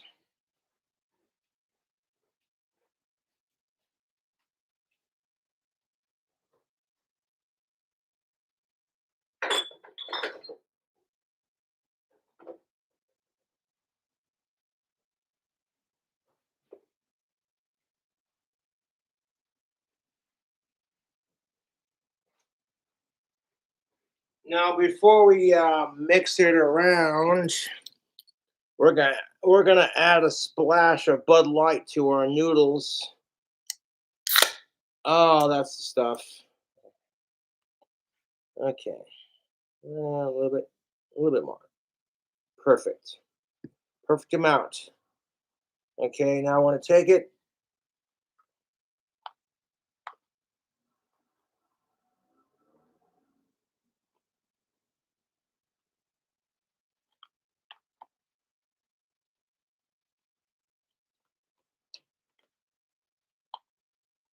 I want to stir it around, man.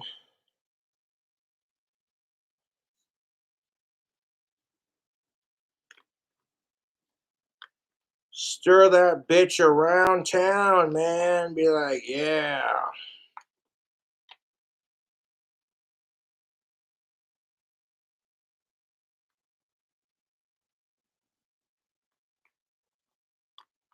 Look at that. Look at that.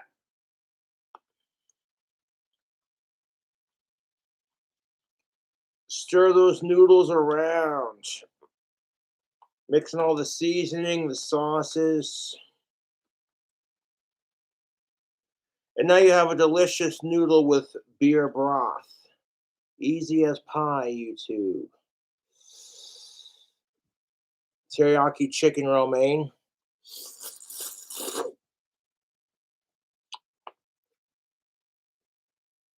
You don't even know. Oh my God, that is good. The butter melted into the noodles as you microwave it. So if you drain the broth, it's not going to affect the flavor. But then everything else on top, oh, look at this. YouTube.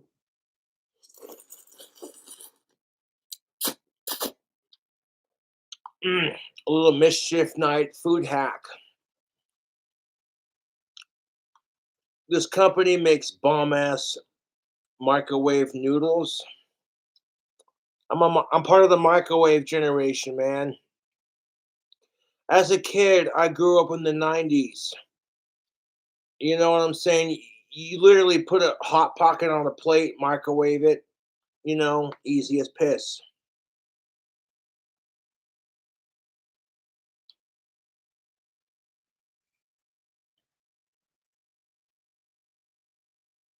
Oh, look at that.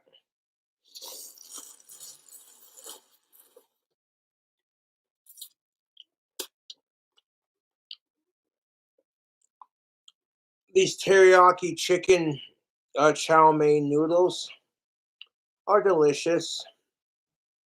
So easy to make too, man. You just microwave it. It comes out. You know what I'm saying? Oh, YouTube. Look at those delicious noodles. Hold on. You want a bite? Grab a bite. The rest is mine. Haha.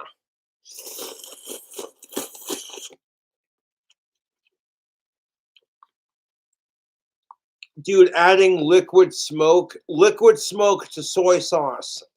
Beautiful taste combination. Yes, sir.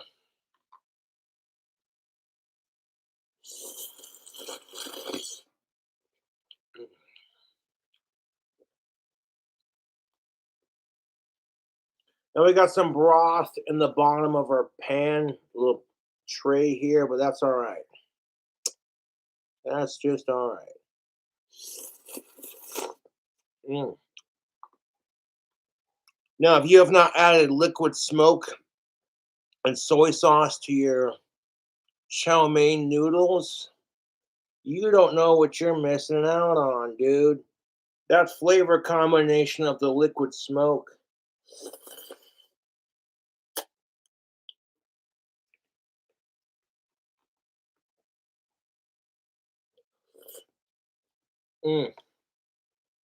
So good.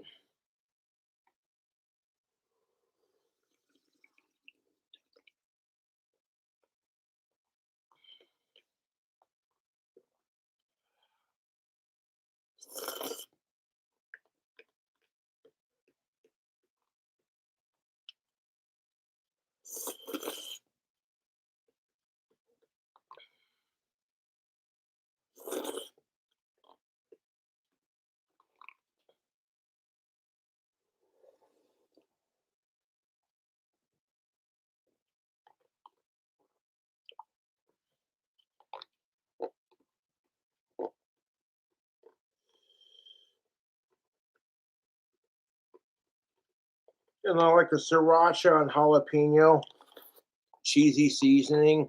It gives it just a little bit of a kick.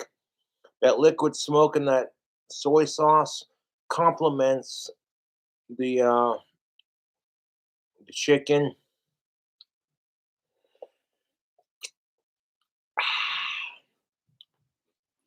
Delicious, YouTube.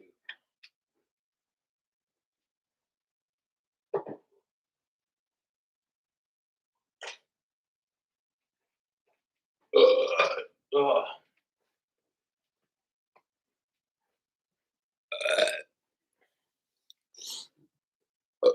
Oh, fucking A.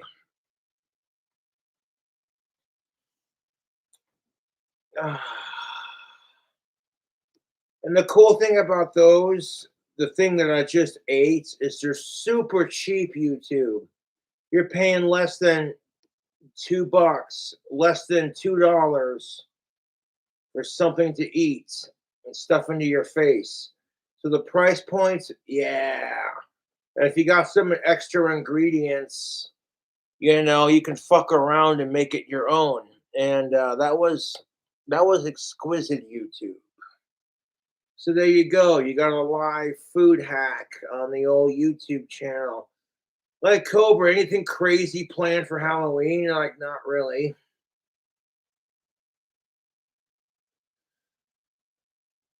Although the pork brains barbecue bacon cheeseburger that I made, I called it my zombie burger. When I made that for Halloween one year, wasn't half bad, to be honest. I like pork brains. They're pink and they're slimy and they're delicious.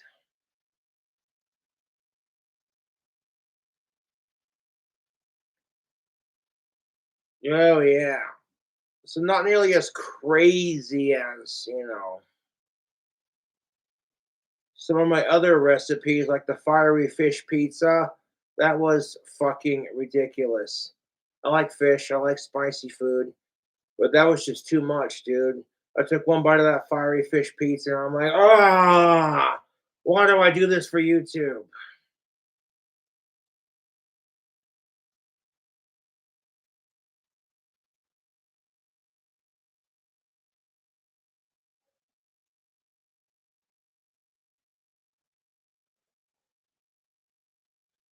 What's the hardest thing about being a celebrity?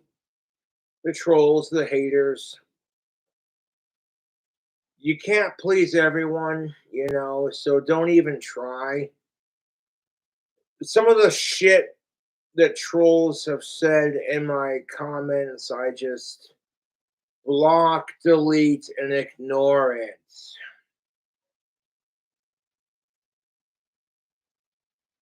Because it's not worth my time.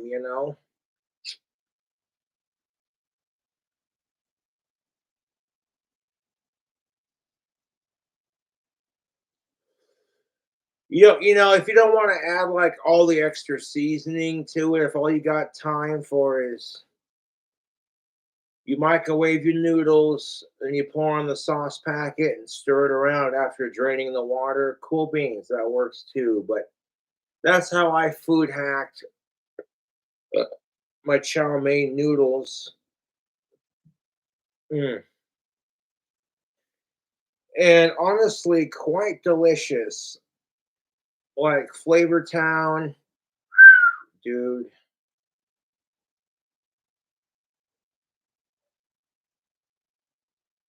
Like you're a broke ass single man, bachelor, autistic. And sometimes I prefer microwave food over like having to cook anything. I love to cook, but sometimes it's just a bloody fucking mess. You cook up a bunch of ingredients, you slap it all together, and you're like, oh my God, this is amazing. You get done eating or storing it away for leftovers kind of thing, and then you look at the pile of dishes you created just making it, and you're like, ugh. That's why dishwashers kick ass.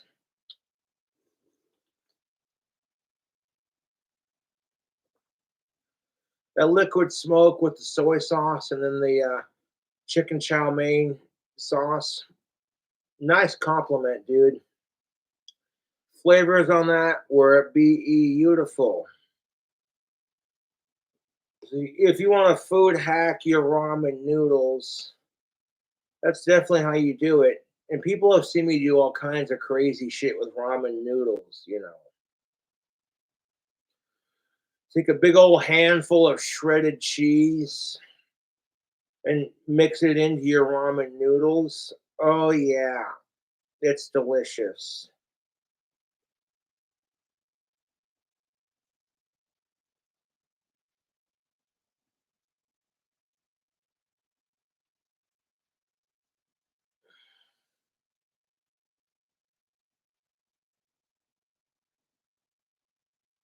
See how Terrence Pop handles his hate mail.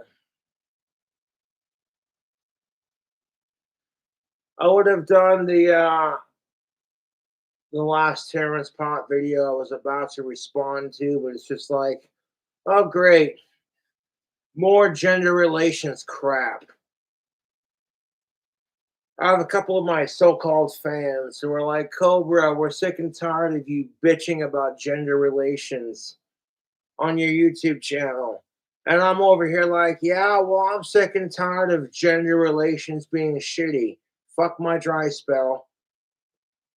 You know, me having sex isn't gonna end the bullshit amongst the sexes. And you think as a society that we could progress to a point where it's like, as long as you're not a sicko or an inhuman, abusive, sexist, racist piece of shit, who fucking cares?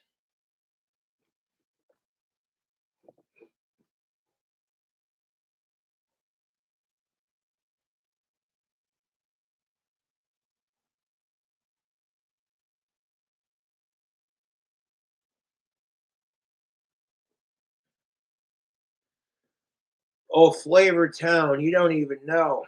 I took a boring old microwave dish and amped up the flavor to like 11. So, yes, if you're making like an Asian themed dish, I would highly recommend adding soy sauce and liquid smoke. The combination of those two sauces, it's a palate pleaser. You know what I'm saying? Like, it's so fucking good.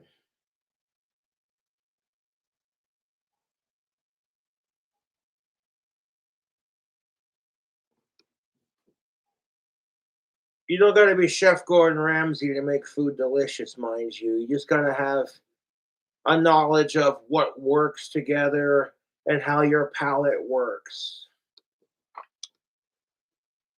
Yes.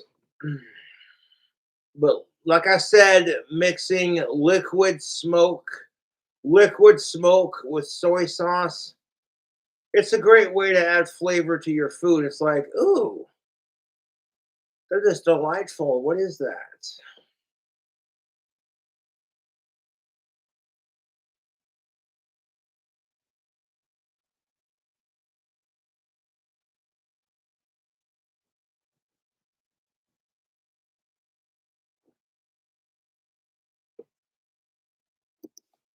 I don't know what the hell Ruger was thinking with how they designed their barrels.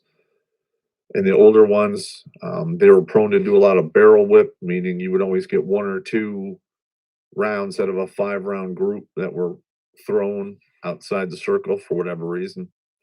Yeah, that's not good.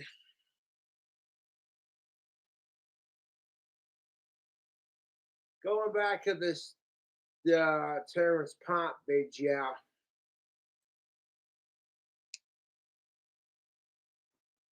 Freaking yeah, if you hire a company to make you a gun and the magazines have a hard time coming out and the barrel just flings bullets all over the place, not a very effective gun, I'm just saying.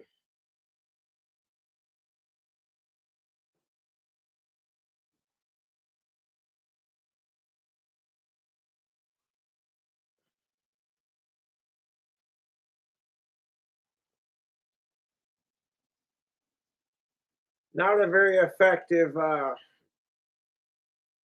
tool, is it? That'd be like having a screwdriver that couldn't screw in screws.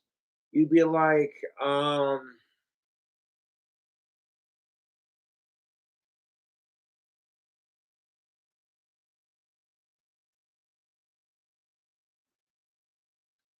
I'll say it again, guns are not the problem. People are the problem because guns are inanimate objects.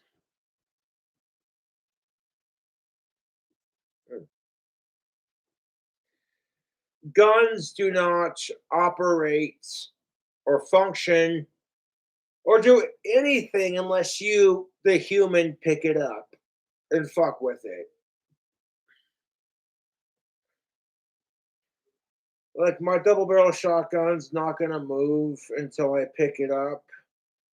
Okay. So blaming guns for people's stupidity and anger issues is stupid. Guns don't kill people. People kill people. People are the ones that discovered gunpowder in ancient China all those years ago.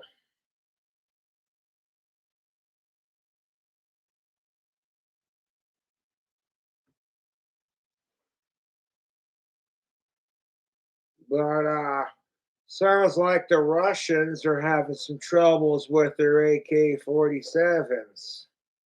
Well, fuck communism, and Vladimir Putin can suck Biden's dick.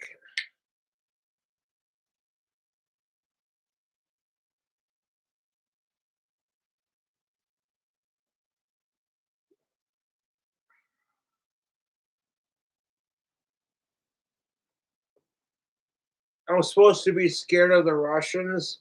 I'm like, shit, we have vodka and AK-47s here in the States. And I guarantee you that ours work better. The whole Russia versus Ukraine, it's so fucking stupid. Slava Ukrainia, motherfucker. I'll drink to that.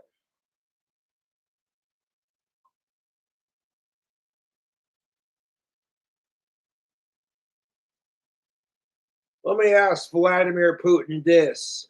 How would you feel if Ukraine just started attacking you for no goddamn reason? They just wanted to have a dick measuring contest. You'd fucking hate it. You know, if some Ukrainian dictator, killed someone in your family that was loved, how would you feel? Literally, the golden rule can be applied to this situation, Vladimir Putin, because it's like treat others the way you want to be treated. If you don't want Ukraine attacking you for no reason, just because, oh, they got to prove to the world they have a bigger dick. Even though due to old age, your dick doesn't work anymore, just like South Park said. Which I'm not going to give anyone shit for that, because that could very well happen to me one day. So I'm not going to say shit on that, but that's beside the point. Now, the Russians have a very beautiful clock tower in Moscow, but that's as far as I'm going with that. It's beside the point. It's do unto others as you'd have done to you. If you wouldn't like Ukraine attacking Russia for no reason, then why do it to them? You got all this fucking money, all this political power. You got to prove to the world that, well, I have a bigger dick, and that's what it is. War is nothing but a dick measuring contest. Bunch of grumpy ass men and grumpy ass politics.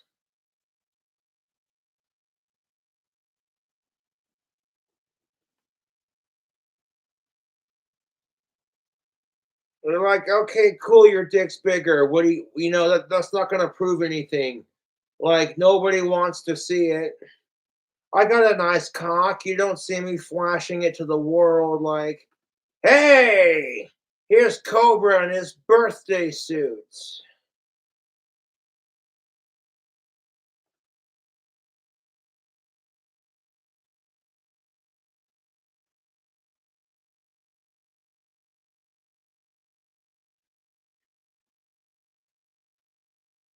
Now, the gun ban here in America that Joe Biden might sign into effect next year does not affect me, because my double barrel side by side Stoeger 12 gauge coach gun is off the list. It's kind of hard to pull a mass shooting with something like that. And for the record, fuck mass shootings. Unless you're using explosive slugs and dragon's breath, fuck mass shootings.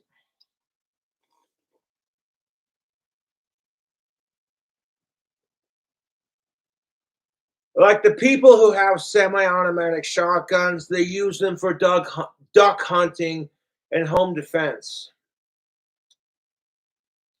I personally think Joe Biden's gun ban is fucking stupid, and it's not going to stop mass shootings. It's not going to affect anything. All it's going to do is piss off gun-loving retards who fucking throw little jizz fits because, oh, you're taking away our AR-15s. Well, golly gee willikers. Fuck your AR-15. I'd rather have a Winchester.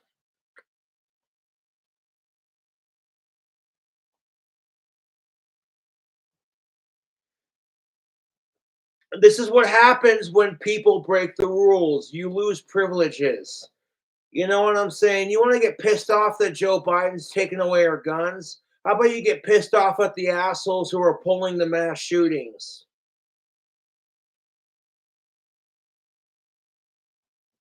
Like you might be a responsible gun owner. You got like 2 AR-15s, a 10 gauge, 12 gauge, fucking pistols, and all this other shit. They're not coming after you specifically because you're a responsible gun owner. They're going after and trying to trigger and target the assholes who are pulling mass shootings. And anything that basically spits out shells and bullets at a really quick rate is getting banned. They're not only banning AR-15s, but they're also trying to ban semi-automatic shotguns.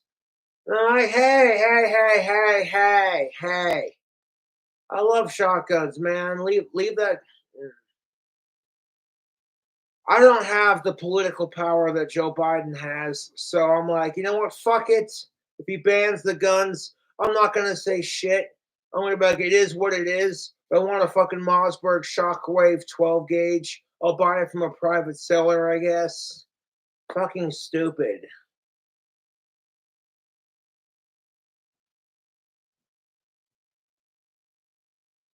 Like freaking out and like storming the Capitol isn't going to make anything better. It's just going to make it worse. Which is why I've said this multiple times. If Joe Biden passes that gun bill, oh well, tough tits. It doesn't affect you from buying an AR-15 from a private seller.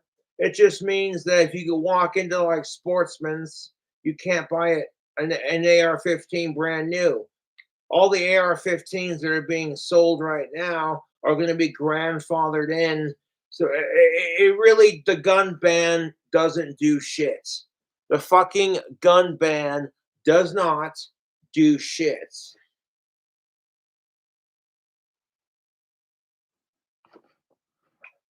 Even if Joe Biden is a pedophile, all I'm going to do is bitch about it on YouTube, and that's the end of it, you know? Because there's nothing I can do outside of that. I'm just a regular autistic American citizen who hates pedophiles, who hates the corrupt government we live under. And at the same time, I'm not complaining. You know, our government might be corrupt, but what government isn't corrupt? You get a bunch of money and power underneath your wings, and you're like, yeah. I love being an American citizen, to be honest. And I love living in Casper, Wyoming. It's a quaint little town. Everybody knows everybody. You know, we stop and help each other here in this town. It's the truth. If you're struggling with some bullshit, people in this town will stop and help you. You know, you don't see that out in like Los Angeles. If someone's got like a flat tire here in Casper, people will stop and help you change it. But in Los Angeles, you'd never see that, dude. Every man for himself. Yeah, fuck you. You're afraid the asshole changing his tire might be a serial killer, so you're like, oh, I'm not gonna help them. And that's kind of the bitch of life, is you gotta take that chance.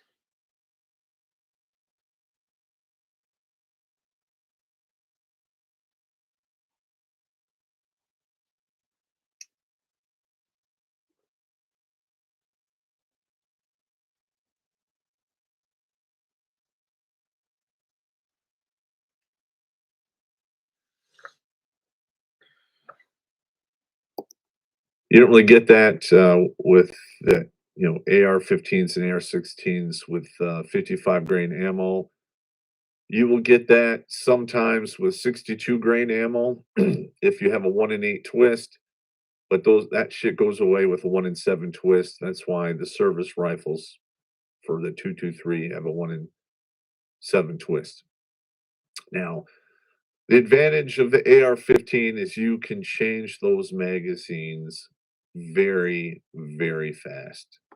Oh yeah, AR-15s. I see why America loves AR-15s.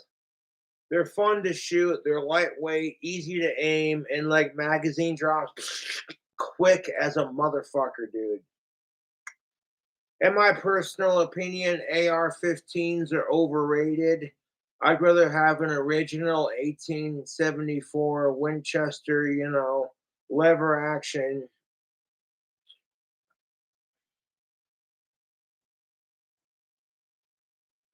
AR-15s are fucking overrated. They're pieces of shit, polymer fucking coated. I'm like, okay, I'd rather have a gun made out of real metal than some fucking piece of shit polymer piece of crap. You know, all these assholes who go nuts over their Glocks and their AR-15s, and they're looking at you like you're the fucking Antichrist. How dare you hate them? And I'm like, dude, I support guns as much as you do. I'm allowed to have a fucking opinion of what guns I like and what guns I don't. Go fuck yourself.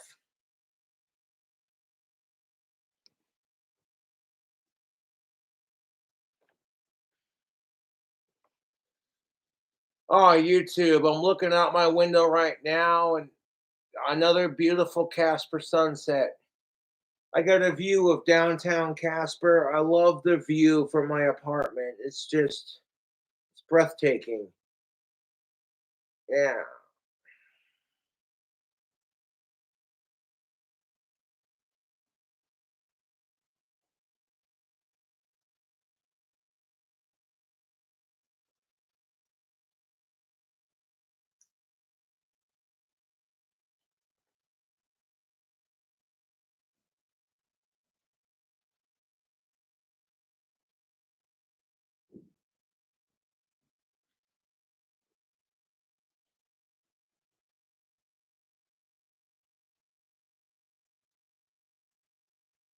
I guarantee you that polymer made guns will break quicker than guns made from actual fucking metal. Not this carbon fiber bullshit.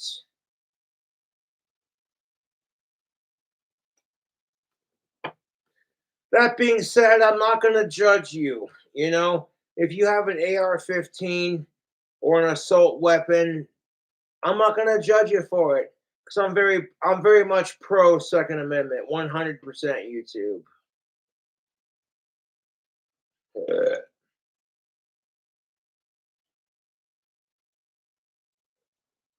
Putting metal detectors in our grocery stores, our churches, and our schools, that's what's going to stop mass shootings. Banning guns, all that's going to do is piss off the cuck soy boys who are like, oh my God.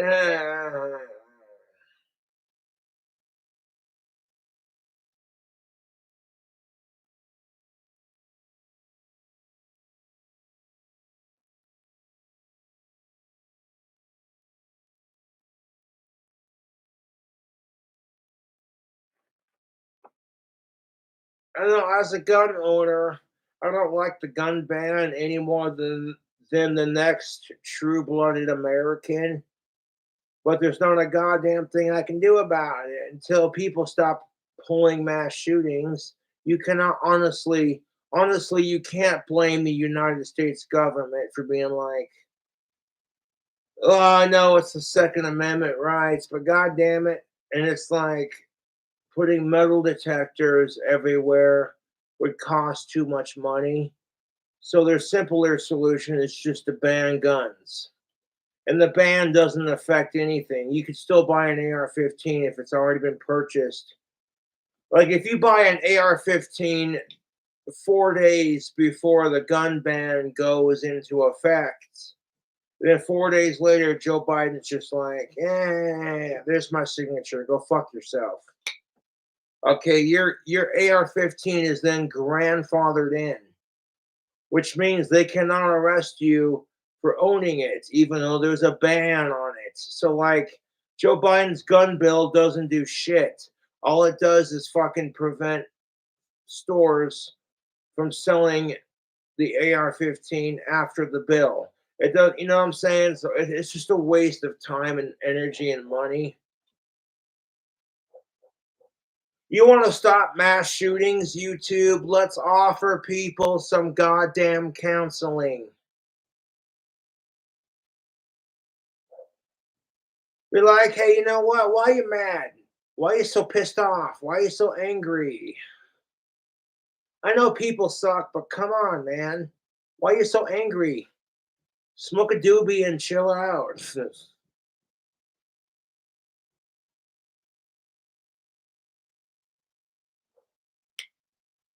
And you know what's really bad? When Ozzy Osbourne and his lovely wife Sharon are just like, we're sick of it. We're tired of the mass shootings. We're tired of woke culture. We're tired of the high taxes. Y'all can kiss our British asses. We're moving back to England. Fuck all of you. Ugh.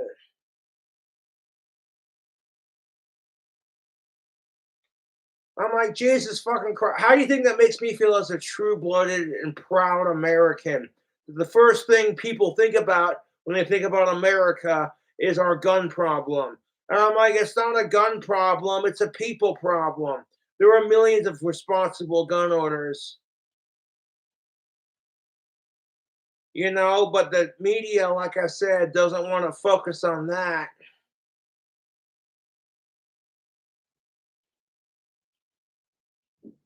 It's all you piece of shit. How dare you?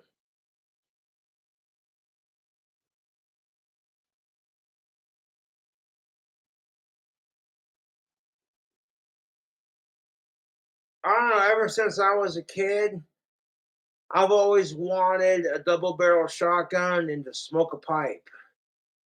And I do both of those things. Thank you very much.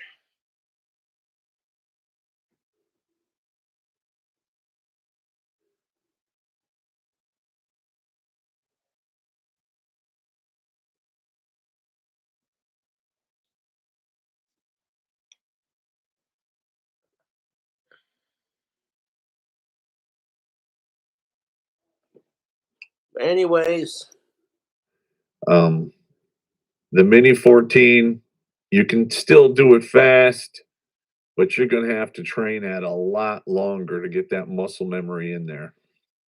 And it is what it is.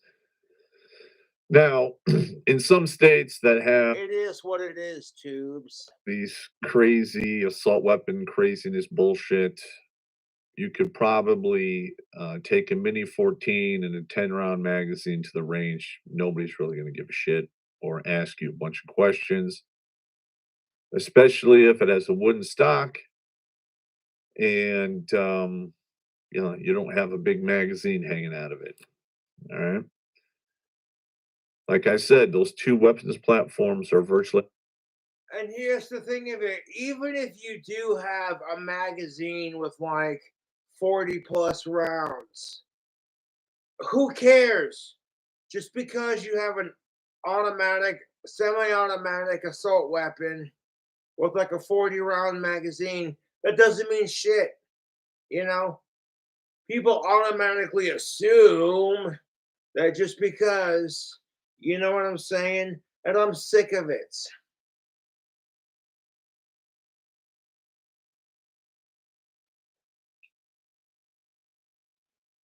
I'm Republican when it comes to guns, but when it comes to weed and abortion rights, I'm more Democrat, but that's beside the point. Like, don't even get me started on that. You're gonna tell a woman she can't have an abortion, even if she was raped by her fucking fucked off, creepy, disgusting uncle? And it's like, no, no, no, you can't have an abortion, but if this person over here wants to buy an AR-15, I'm like, that's what pisses me off about Republicans anymore. It's like your political ideology is telling a woman what she can and can't do with her goddamn body, but it's perfectly okay if they buy an AR 15.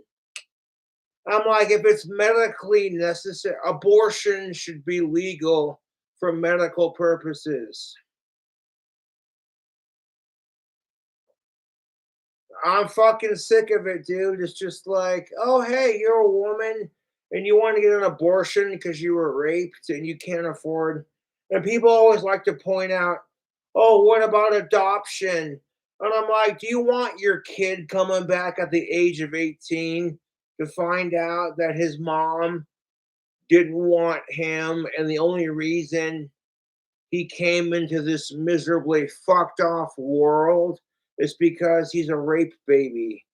Like, you were raped, your mom was raped, and that's the only reason why that you're born.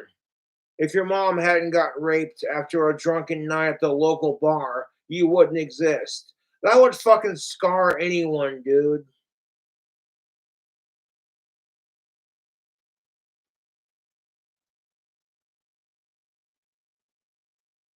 Mm.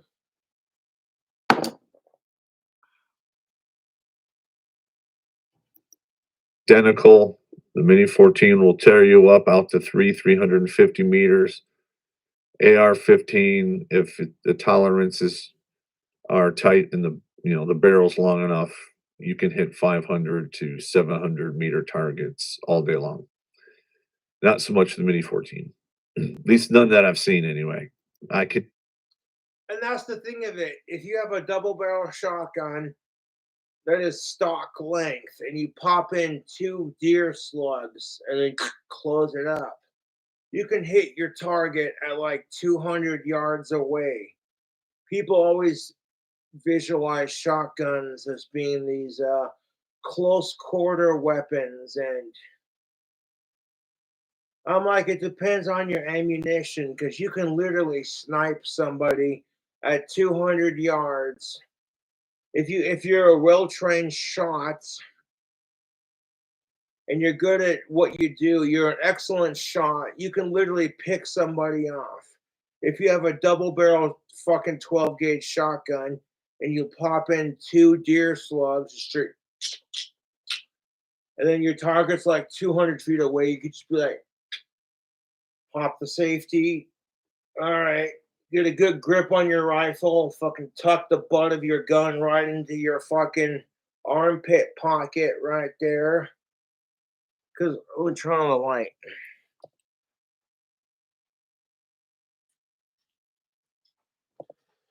If you're going to shoot a deer rifle or a fucking shotgun or anything like that, you want to tuck the butt of your gun right there. This part right here between your nipple and your armpit, go like that. Okay, you tuck the gun right there in that pocket. You know what I'm saying? That's how you properly shoot these things. If you got your gun stock going like right here and your arms like way the fuck out here like that, you're gonna end up breaking your fucking arm. Uh, the recoil could break your fucking arm, you dumbass. So it's like tuck it, hold it, breathe. You know what I'm saying?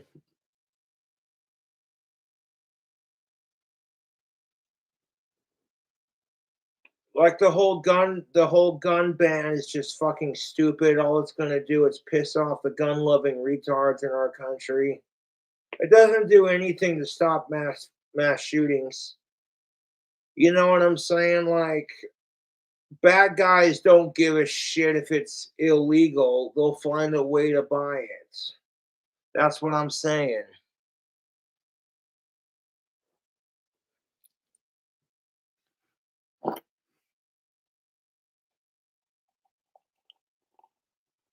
We'll empty on the screwdriver, but we'll refill it, and refuel it with some of the classic Bud Lights. It's not a bottle, so I can't do my Bud Light trick. I know you're all super disappointed about that. Like, oh my god.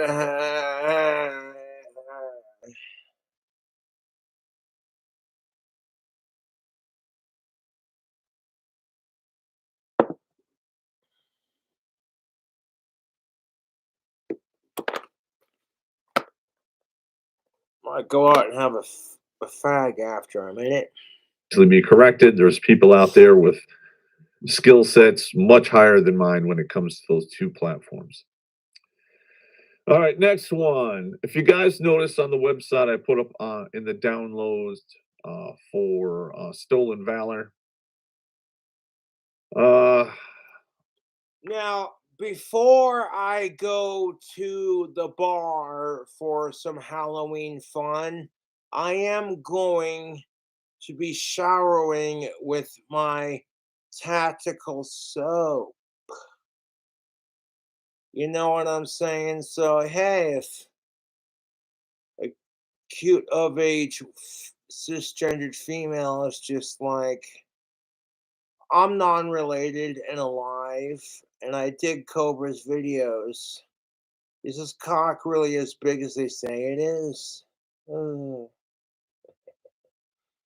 Women talk, man. That's how that goes. Yeah.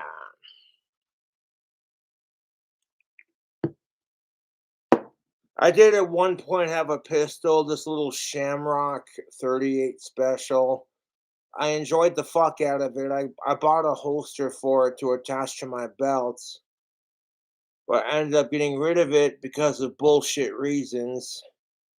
And it's like, okay, if I've done nothing stupid with my double barrel, what makes you think? It is what it is, dude. It really is what it is.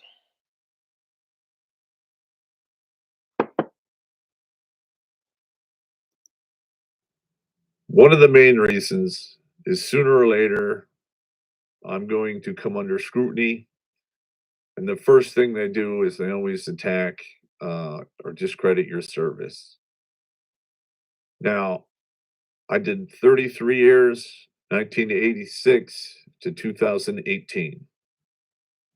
My service was broken up between National Guard, Army Reserve, and active duty. So I have various DD-214s. And for those of you that don't know, a DD-214 is discharge paperwork. Now, on the website, the PDF file's upside down. I haven't figured out how to unfuck that in Wix because when I uploaded it, from my computer, it looked just fine. But that's a side note. So let's just go through some of the stuff here, shall we? All right, this particular one is permanent order. There's the order number, 7 October 1992. And this one is the official order that goes in your file, basically stating you have been awarded the Special Forces tab. Meaning on October 7th, 1992, I met all of the criteria at that time to earn my Green Beret, because that comes along with Special Forces tab. All right, next one here. This is another, I believe it's a DD-214. This one you'll see right here, last assignment, 2nd Ranger Battalion, Fort Lewis, Washington. There's 4 years, 8 months. Let's see if we can find the MOS. Discharge honorable. MOS, I believe, was 11 Bravo, 2 Victor. Let's move on. Oh, disregard the penis in the corner. All right, these are permanent orders from Iraq, 2004, issued from the intelligence battalion I was working under with the paratrooper unit we were with. And you can see here, it's a Purple Heart. Okay, next one down here, personal action. Again, this one's from 2004. All right, another DD-214 right here. And this is from Charlie Company, 1st Battalion, 12th Group Special Forces. And let's see, we got here. Sergeant E5. Okay, military. This is basically the Special Forces Weapons Sergeant course. The base course back then was 24 weeks. Then you had Robin Sage and a few other things attached to that. All right. See the remarks down here: infantry badge, ranger tab, good conduct medal, expeditionary force with air, special forces tab here, purple hearts. Okay, this one is an NCOER. I believe now this one is from Iraq. The rank here, Master Sergeant, First Sergeant. There's my former commander, Worthless, and then the senior raider, and you know, what's it? Branch organization duty assignment officer who did this. All right, here's some bullet points here. Now, a lot of these NCORs, they dumb everything down and they fit like 1 year of your service into the front and back of one piece of paper, and they're very limiting comments they can put on there. But the ones I have down here on this one, which I myself am particularly proud of: demonstrated courage under fire, demonstrates personal courage through example, treats all soldiers equally, loyal to his men is beyond question, leads from the front, and puts mission before himself. All right, these can all run together. Some of them, I don't know if this one goes with that or the one before it. Doesn't really matter now. You know, I'm long retired, and this shit has been long since probably purged from DoD records and moved over to the VA records. Here's another NCOER. Here's a basically a letter of accommodation put into my file, and this comes from the DEA, just acknowledging counter drug mission assistance. Here's another award for the Purple Heart. Okay, this is the personal action where I was moved from Master Sergeant to First Sergeant in Iraq. And here's another discharge. And this one is when I got finally released from active duty when I was with the airborne unit. There's another certificate of discharge. There's the MOS 18 Bravo 2 Victor. And I came from 11 Bravo 2 infantry slot. All right, here's another one. I think this is another one from prior to that. There's a bunch of DD-214s. There might be some duplicates. If there are, I apologize. It's a dyslexia thing. Another Purple Heart Award. Here's another NCO evaluation report. Primary MOS here, 18 Bravo 4 Victor. We changed that to 35 Fox when I picked up my civil affairs MOS. And then I believe I received the MOS Intel Analyst as well, which was what I don't remember what the new MOS is, the new designation for Intel Analyst is right now. But anyway, I just want to go through all this stuff. You guys can read this for yourself. It's on the website. So if you get a bunch of people who are like, hey, fuck you, he's fucking stolen valor. Nah. I mean, it's all right here.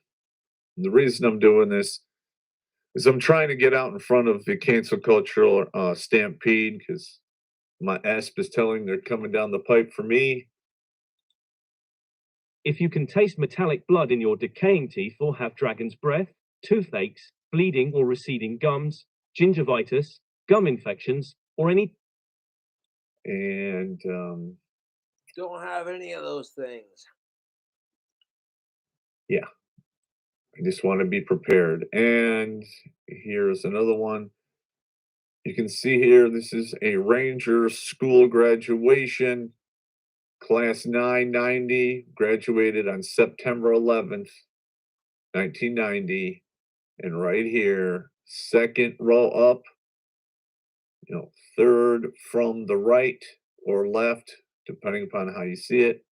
That is me, the concentration camp victim. All right, I just had to just throw that out there. Okay, you're not a concentration camp victim, Pop. No offense, but that's anti-Semitic.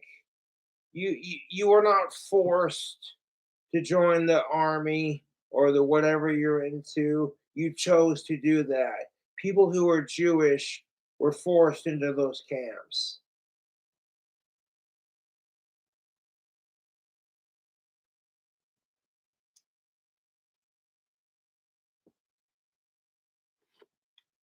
Ugh. It's better to play defense than offense when it comes to this shit. All right, here's some hate mail. No, I'm not going to read the entire thing. I just take points. Drinking a beer on mischief night. Fuck the sickos and fuck the trolls.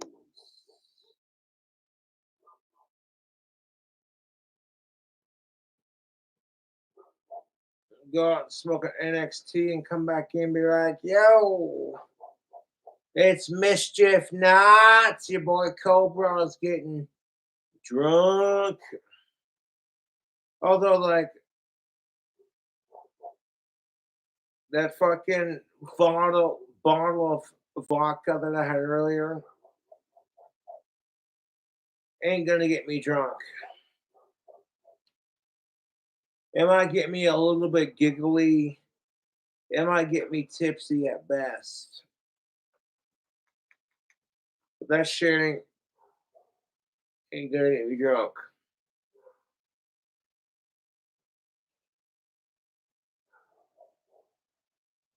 Puppy dogs. You tell them, Cookie. Tell them what's up. I hear Cookie barking in the hallway, and I'm just like, oh my goodness.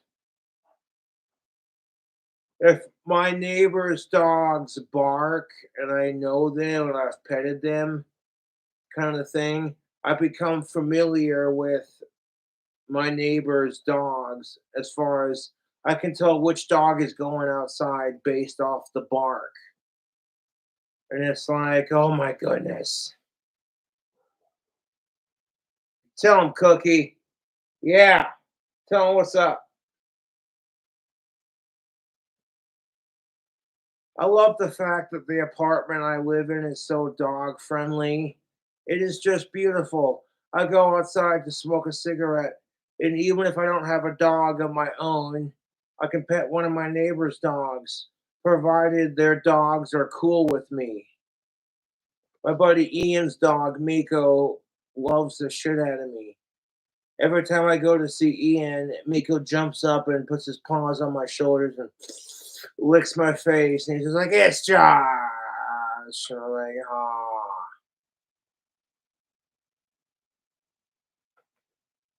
One of my other neighbors thought it was my dog because my buddy Ian was still getting out of the pickup that he used to have, and it's like, "Nah, Miko's not mine.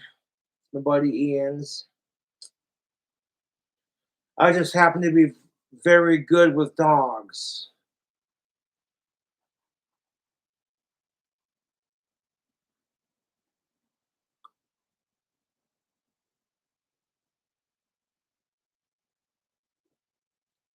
So if you did not try the Ghost Pepper Whopper from Burger King, you may have to wait till next year.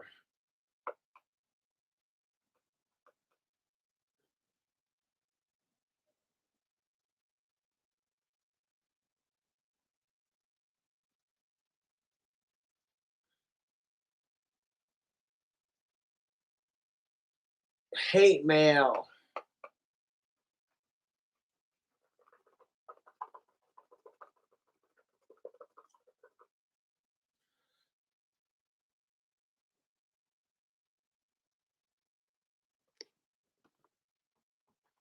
I got well over half a carton of NXTs.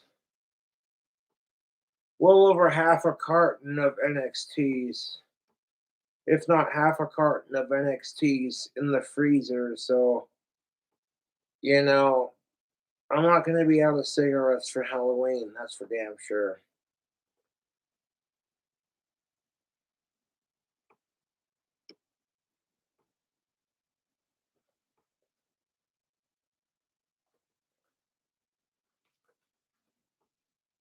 Hmm.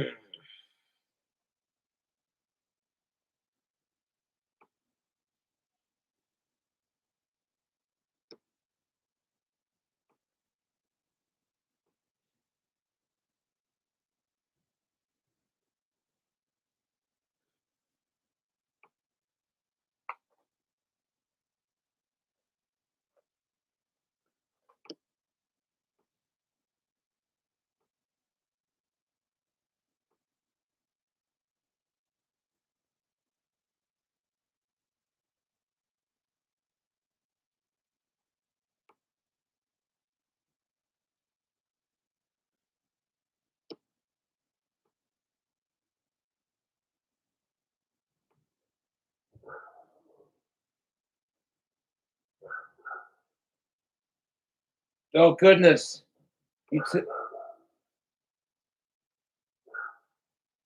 You tell him, Cookie.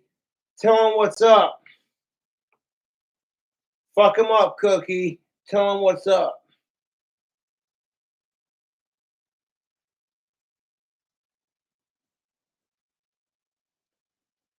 I like how dog friendly the apartment I live at is.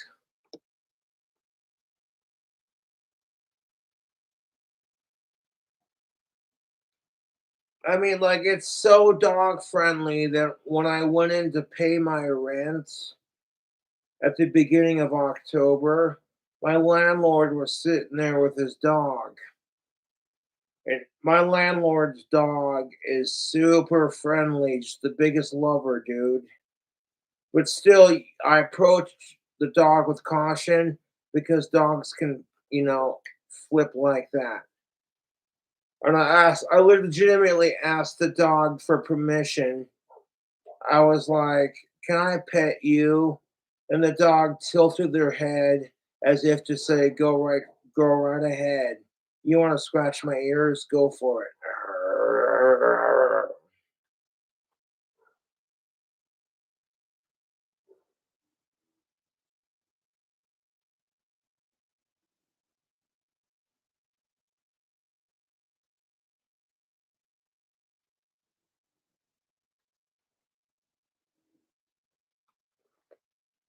I was gonna do like the article I had picked, but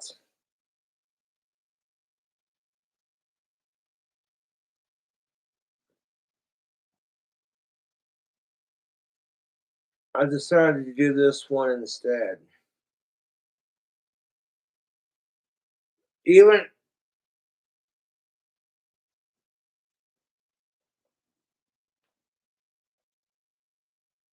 even I get annoyed by it.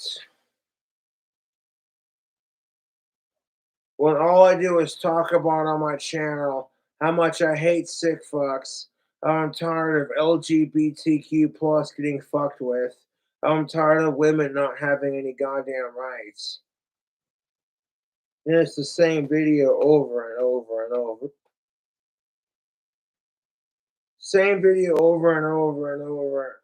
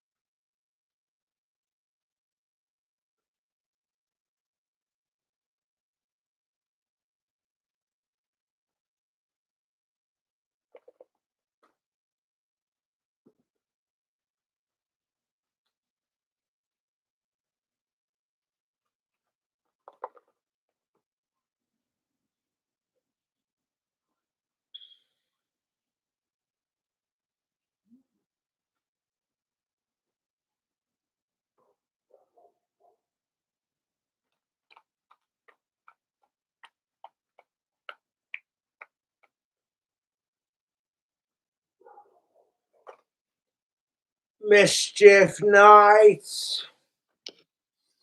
Having a spot of alcohol. Excellent. Hello, Cookie Dog. Tell him what's up, Cookie.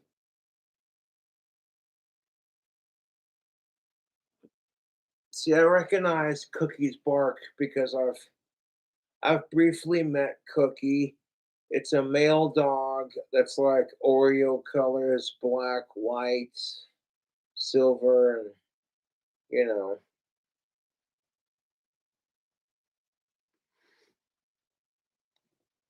Like Cookie and Miko are the two dogs I'm the biggest friends with because they've taken time to sniff me and get to know me, and they're like, yeah, this guy's all right, you know.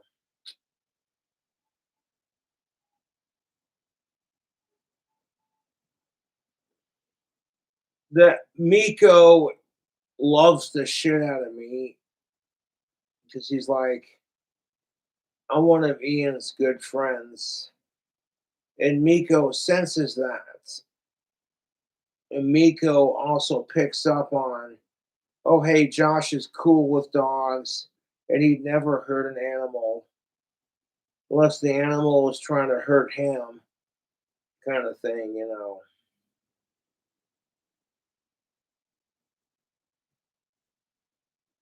So Miko then automatically goes, that's a member of my pack. That's how I am with animals, especially dogs. I look at dogs like you're a member of my pack. You're not a pet. You're not a dog. You know what I'm saying? You're a member of my pack. And when the pack leader eats, you eat too, kind of thing. So, like, yeah, dude, that's how it is with Walt and Angie's dogs, too, you know. If I order some fast food for me and Angie and Walt to eat,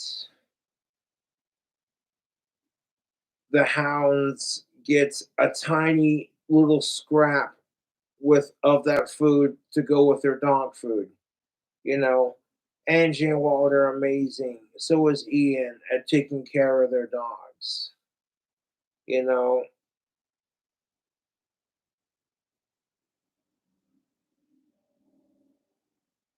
yeah, ever since Belichick died, fucking Angie and Walt only have two dogs left. And it sucks because I miss Bella. She was a good dog. Scratch her butt, scratch her butt. You know what I'm saying? There's that one spot between the dog's tail and their back that they can't reach. You scratch that, oh, dude. Like, okay, let's say here's the dog's. Let's just say this cigarette represents the dog's tail, and then their fucking butt goes like that. That spot right there between their tail and their butt and their back, just on their general dog shape. Dogs love that, dude. That's the one spot dogs cannot reach. So, yeah, I'm extremely good with dogs, YouTube. I've made friends with the meanest dog on the block. You could have that one dog that's just you know what I'm saying? You have that one dog that snaps and bites at everyone except their owners. I'm the fucking asshole that makes friends with the meanest dog on the block. Look, I don't give a fuck how mean you are. Check me out. See what I'm all about. You know what I'm saying? And dogs are pretty much a good judge of character. Like if a dog don't like you, it's probably because you like cats more or because you're an inhuman piece of shit.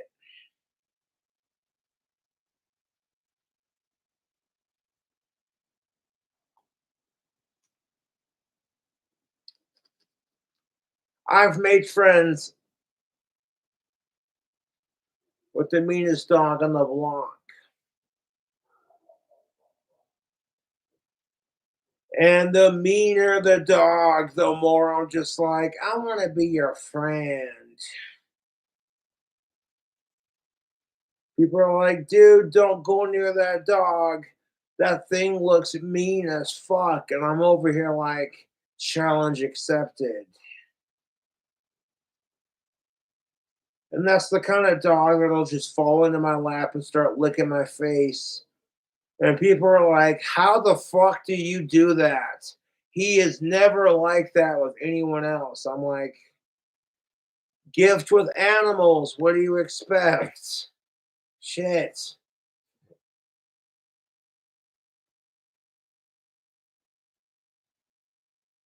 Even if dogs don't immediately warm up to me, they eventually do because it's like, hey, you know what?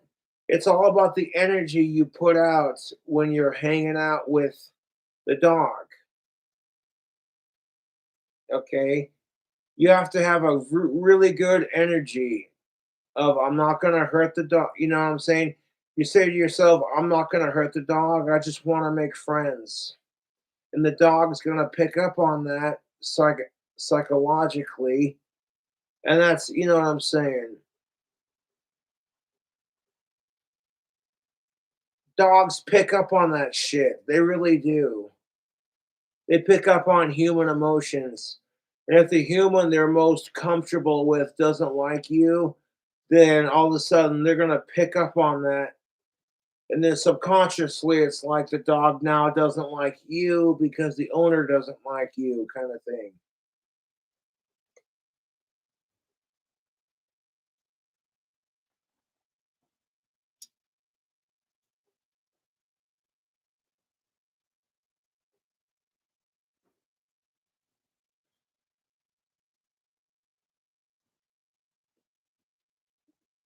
We got our Terrence Pop video response. Now Terrence Pop's about to respond to hate mail. What do you know?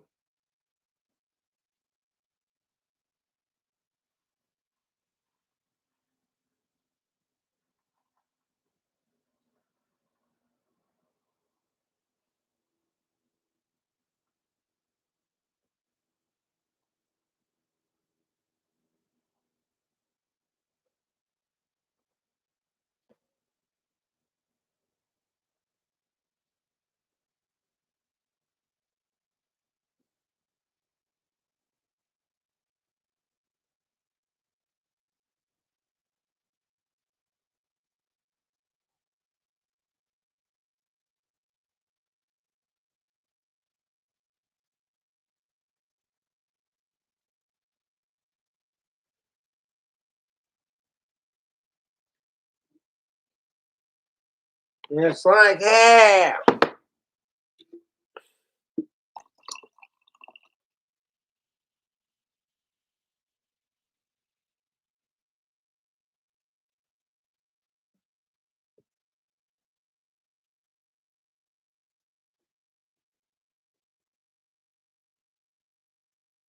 That's the last of that until tomorrow evening when I'm in my wild warlock cowboy costume.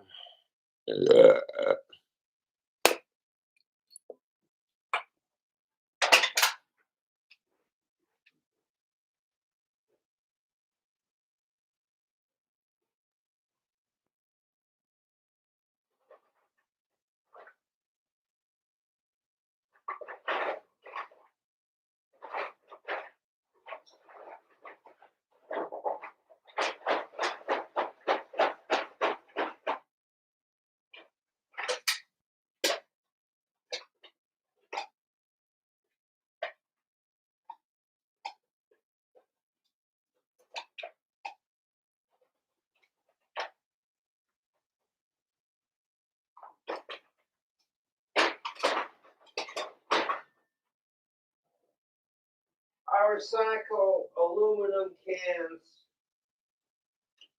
My buddy Darth Winnie collects them to smelt.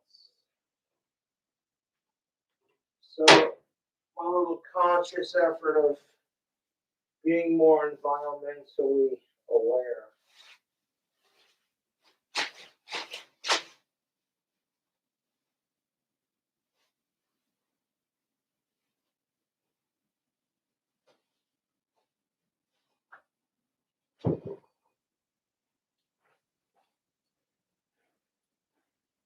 Freaking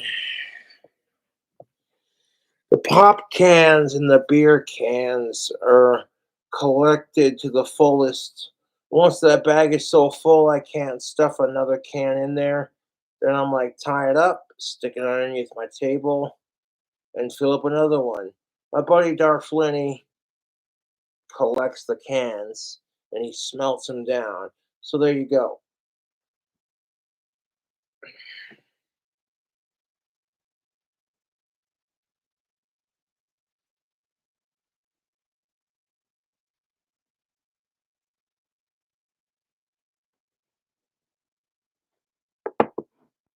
I'm going outside and smoke a fucking cigarette. I'll be right back.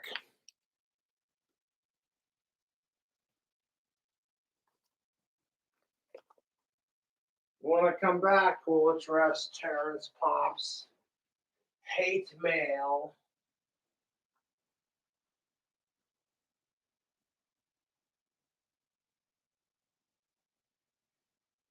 Might be a little chilly outside. Whoop.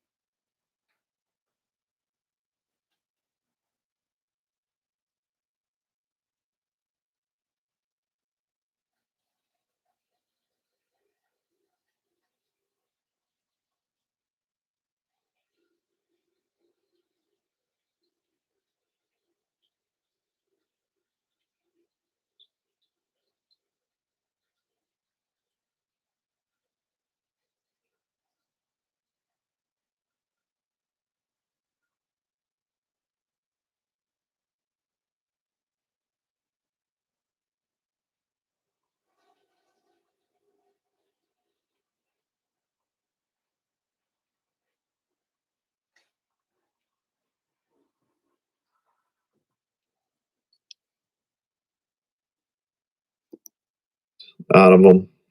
And this particular woman went on for like half a page berating me and all the bad shit I've done. And Before you belittle Terrence Pop, examine yourself.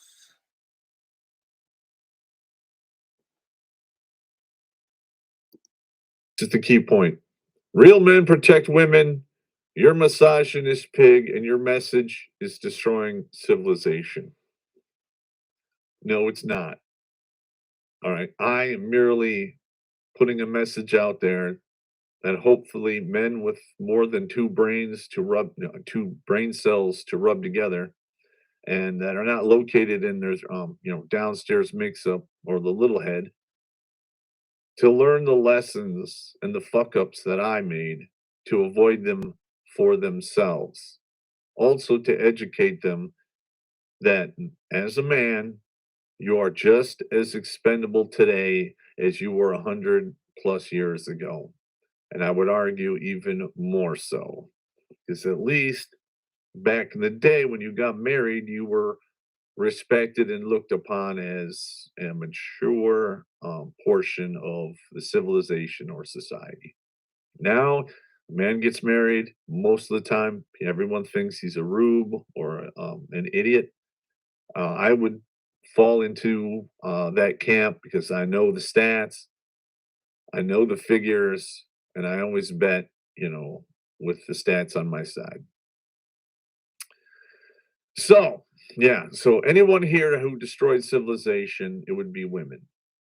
The minute they went after marriage and the nuclear family, which has been basically the basis for every civilization we have ever known. Boom. Okay, let's see. Here's another one. Different woman. I think it was a woman at least.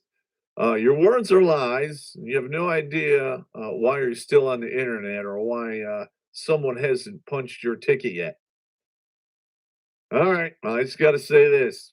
Everyone wants to be the gangster until it's time to do gangster shit. I get like 3 or 4, threatening emails of this type roughly a month.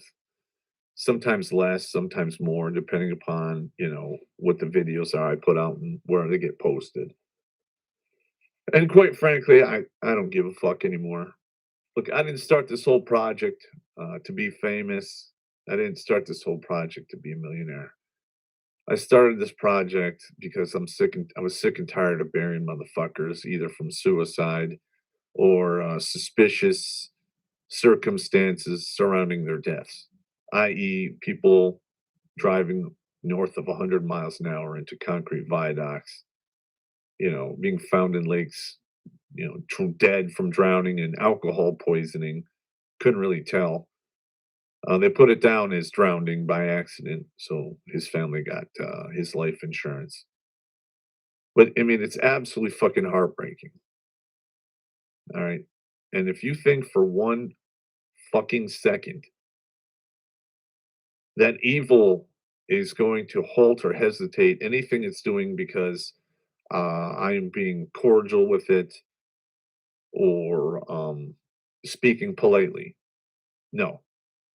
Evil doesn't rest, it only hibernates until the good around it weakens to the point where it can emerge and do its thing. It comes in a whisper. And right now, for the past 50 years, those whispers have been in the ears of countless men who've killed themselves, who've lost their children, lost their houses, half their 401ks.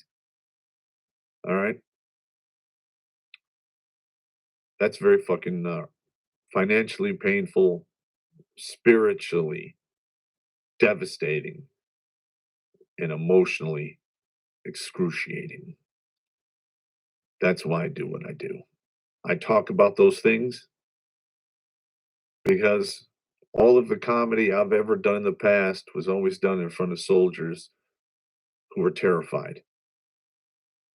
All right. And I learned that lesson a long time ago. A good belly laugh will hesitate death and stop fucking fear. So anyway, that's me. I'm sorry I rambled on today, and I apologize. We're also looking at an additional 2 more individuals saved. Also, Joker, I did a blurb the other day, but Joker is in a competition. The Better Bachelor. Go to his website, look at those videos, follow the links. He's trying to win 250K, and he's going to use the money to put together a men's retreat. I 100% support this. Check him out. Talk to you later.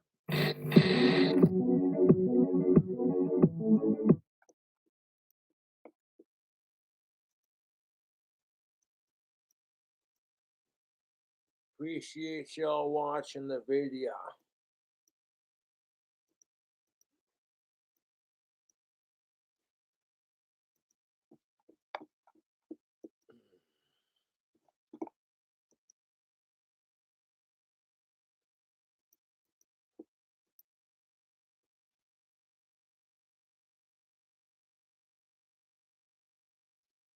Jesus Christ, $74. Look out. Pierce, thank you for your $23 and your $4.76 donation. Holy crap.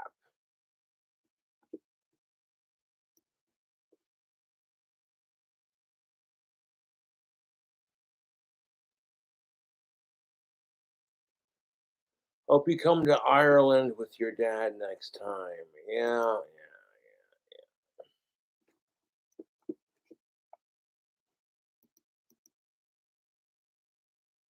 We'll see how that plays out.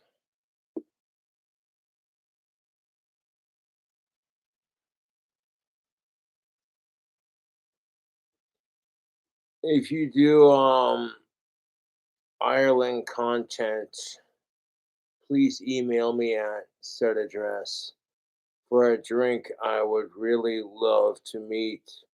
Please stay day and dawn #T doubt me out. If you want to say thanks, email me personally because I like to avoid trolls and bullying. Yeah, thank you for your donation. I appreciate it. I think $74 ought to be enough to enjoy my Halloween. If I spend it all on drinks at the bar, then I can make the entire night last a long time.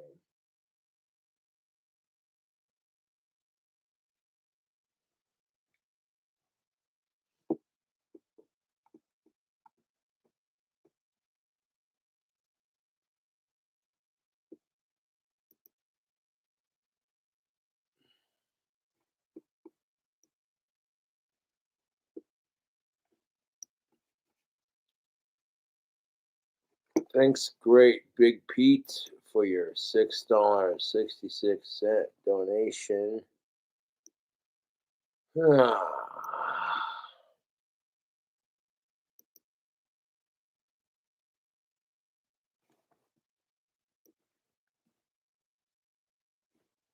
Halloween candy on me. Thank you, TY, for your $1 donation.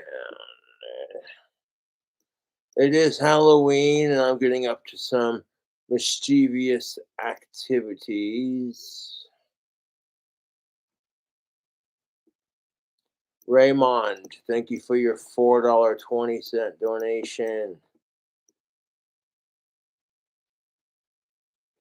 Hey, Copes, I know your vocal covers are badass, but do you think you can sing like your favorite singer?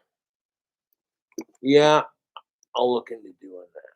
All my Cash App and PayPal shoutouts are caught up to that point.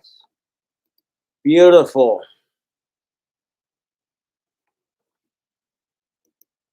I got $7 from Cash App. We'll give all the Cash App people a shout out.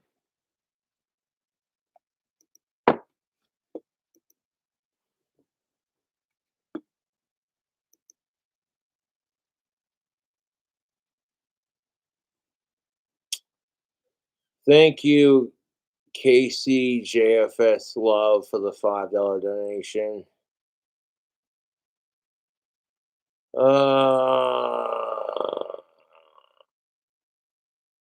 Thank you for your $5. I appreciate it. I didn't shout out your actual name. Tyler, thank you for the $1. Can we get a Halloween song cover, possibly? Tom, $1 holler in Cash App. For $100 if you go live with a diaper on. That's gross and it's never gonna happen because you ain't gonna give me $100 for that. Don't bullshit me. Joshua, thank you for your $2 donation. Yes. Jake, $1 holler. For me and my girlfriend are dressing as you for Halloween. There you go. That's what's up. Lorenz, thank you for your $1 donation. He says, do a review of the McRib. And I'm like, it's on my channel, man. Check it out. And Robbie Bird, thank you for your $1 holler.